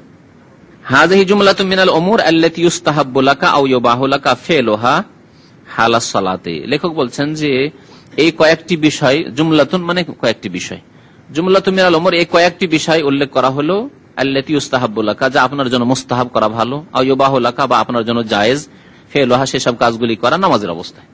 নামাজের অবস্থায় এই কাজগুলি করতে পারবেন বা এই কথাগুলি বলতে পারবেন। আর আরাদনাহা আলাইকা, আপনার সামনে পরিবেশন করলাম, পেশ করলাম, রাজা আন তাস্তাফিদা মিনহা, এই আশা নিয়ে যে আপনি এর দ্বারা উপকৃত হবেন, ওয়া তা'মালু বিহা, এবং এর উপর আমল করতে, আমালা বিহা, এর উপর আমল করবেন, হাত্তা তাকুনা আলা বাসীরাতি মিন দীনিক, যাতে করে আপনি এগুলি শিখে দ্বীন সম্পর্কে সজাগ থাকেন, আপনি দ্বীন সম্পর্কে আপনার কাছে ভালো জ্ঞান থাকে, সজাগ থাকেন, জেনে শুনে আপনি আমল করেন। না জেনে আমল করবেন, এটি হবে কেমন, যেমন আমের গাছে, ফলের গাছে ঢেলা মারার মতো, ঢেলা মারলেন, পড়লো পড়লো, নাই পড়লো না পড়লো, তো ওইরকম ঢেলা মারা ইবাদত করবেন না। ইবাদত করবেন জেনে শুনে, যে হ্যাঁ আমি ঠিক করে নিশানায় মারতে পেরেছি। ওয়া নাসআলুল্লাহ লানা ওয়া লাকাল মাজিদ মিনাল ইলমি নাফি ওয়াল আমালিস সালিহ, আল্লাহর কাছে কামনা করি আমার জন্য, আমাদের জন্য, আপনার জন্য আরো অতিরিক্ত অধিক উপকারী ইলম এবং নেক আমল। আল্লাহ রাব্বুল আলামিন রাসূল সাল্লাল্লাহু আলাইহি ওয়াসাল্লাম উপকারী ইলম এর জন্য দোয়া করতে বলেছেন, যে কোনো ইলমের জন্য নয়, কারণ অনেক ইলম আছে যা ক্ষতি সাধন করে। সুতরাং উপকারী ইলম চাইতে হবে, আল্লাহুম্মা ইন্নী আসআলুকা ইলমান নাফিয়া। আর আমল সব আমল না, খারাপ আমল না, আমল চাইতে হবে কি আমলে সালেহ। আর আমলে সালেহ হচ্ছে, সৎ আমল হচ্ছে যা আল্লাহর জন্য করা হয় আর যা রাসূলুল্লাহ সাল্লাল্লাহু আলাইহি ওয়াসাল্লামের তরিকায় করা হয়, এইরকম আমল হইতে হবে। খেয়াল খুশি আপনি ভালো কাজ মনে করে করলেন অথচ বিদআতি কাজ করলেন, তা নয়। ওয়ালা ইউলাম আন্না সলাতা ইবাদাতুন আযীমা, আর জেনে রাখা উচিত যে নামাজ হচ্ছে মহান ইবাদত। নামাজ হচ্ছে কি? মহান আজিম ইবাদত। আর আমাদের দেশের এক শ্রেণীর লোকেরা যারা রাজনৈতিক ব্যাখ্যা করেছে ইসলামের, তারা বলছে যে সবচাইতে বড় ইবাদত ইবাদতে কুবরা। তার কিতাবে লিখেছে সবচেয়ে বড় ইবাদত বা ইবাদতে কুবরা হচ্ছে কি? হুকুমতে ইলাহি ইকামতে দিন, হুকুমতে ইলাহি কায়েম করা, মানে পার্লামেন্ট দখল করা, জি, গদিতে পৌঁছা। তো গদিতে পৌঁছে গেলে বড় ইবাদত করতে পারলো। আর নামাজ রোজা এগুলি হচ্ছে ট্রেনিং কোর্স। নামাজ রোজা হজ জাকাত ট্রেনিং কোর্স করে বড় ইবাদত পর্যন্ত পৌঁছিতে হবে। এগুলি সব ওয়াসাইল, মাধ্যম। এই মাধ্যম দিয়ে গিয়ে গায়াত মানে টার্গেটে পৌঁছা। টার্গেট হচ্ছে পার্লামেন্ট। তাহলে মসজিদ তৈরি করা, মসজিদ সুন্দর করা, মসজিদে নামাজ পড়া, মসজিদ আবাদ করা, মাদ্রাসা ইসলামিক শিক্ষা, এই সবগুলি হচ্ছে মাধ্যম ইবাদত। আর টার্গেট ইবাদত হচ্ছে জি গদিতে পৌঁছা। আর এই টার্গেটে পৌঁছার জন্য এমন তাড়াহুড়া লাগাইলো যে যিনি এই কথা এই ব্যাখ্যা করলেন ইসলামের, তার কথাই অমান্য করলো। তিনি যে কাজটি কুফরি বললেন, বলছে আর সবুর করা যাচ্ছে না, আর ধৈর্য ধরা যাচ্ছে না, আর কতদিন ধৈর্য ধরবো? আপনিও মরে গেলেন এই অবস্থায়, হুকুমত এলাহি কায়েম করতে পারলেন, আর আমরা এরকম অবস্থায় মরে যাব। আর আপনি গণতন্ত্রকে কুফরি ফতোয়া দিয়ে রেখে দিলেন। না না, আপনার এই ফতোয়া আর মানছি না, আপনারা তকলিদ করছি না, এখন আমরা মুজতাহিদ। সুতরাং ইউরোপিয়ান আর আমেরিকান গণতন্ত্রই হচ্ছে ইসলাম, আর এর মাধ্যমে আমরা তাড়াতাড়ি করে ফল খাবো। এই ফল খাতে শুরু করলো, আর পার্লামেন্টে তারা পৌঁছে গেল। কথা বুঝতে পারছেন না? পারছেন না? এই হয়েছে বর্তমান এই জামাতটির অবস্থা। লা ইয়াজুজু আন ইউফআলা আও ইউকালা ফিহা ইল্লা ফি হুদুদিশ শারঈ আল ওয়ারিদ আন রাসূলিল্লাহ সাল্লাল্লাহু আলাইহি ওয়াসাল্লাম বলছেন যে নামাজ যেহেতু একটি মহান ইবাদত, সুতরাং নামাজে এমন কিছু করা বা এমন কিছু বলা জায়েজ নাই যা শরীয়তের সীমানার বাইরে। শরীয়তের সীমানায় যা আছে, মানে যতটা অনুমতি আছে করার তাই করতে পারবেন, যতটা অনুমতি আছে বলার নামাজের অবস্থায় তাই বলতে পারবেন। আর যা প্রমাণিত আলওয়ারে, যা প্রমাণিত রাসূলুল্লাহ সাল্লাল্লাহু আলাইহি ওয়াসাল্লাম থেকে, ফাআলাইকা বিল ইহতিমামি বিহা, সুতরাং আপনি এই ক্ষেত্রে গুরুত্ব আরোপ করুন। ও মারিফাতে মা ইউকাম্মিলুহা, এবং সেসব বস্তু জানুন, সেসব জিনিস জানুন যা নামাজকে পূর্ণতা দান করে। ওমা ইউনকিসুহা, নামাজে ঘাটতি সৃষ্টি করে, নামাজে ত্রুটি পয়দা করে, সেসব জিনিসকে জানুন এবং সেগুলি থেকে বেঁচে থাকেন। হাত্তা তুআদ্দিহা আলাল ওয়াজহিল আকমাল, যাতে করে নামাজকে সুন্দর রূপে, পূর্ণাঙ্গ রূপে আপনি আদায় করতে পারেন। আল্লাহ যেন আমাদেরকে তৌফিক দান করেন। আমিন ইয়া রাব্বাল আলামিন। সাল্লাল্লাহু আলা নবিয়িনা মুহাম্মদ ওয়া আলা আলিহি ওয়া সাহবিহি আজমাইন।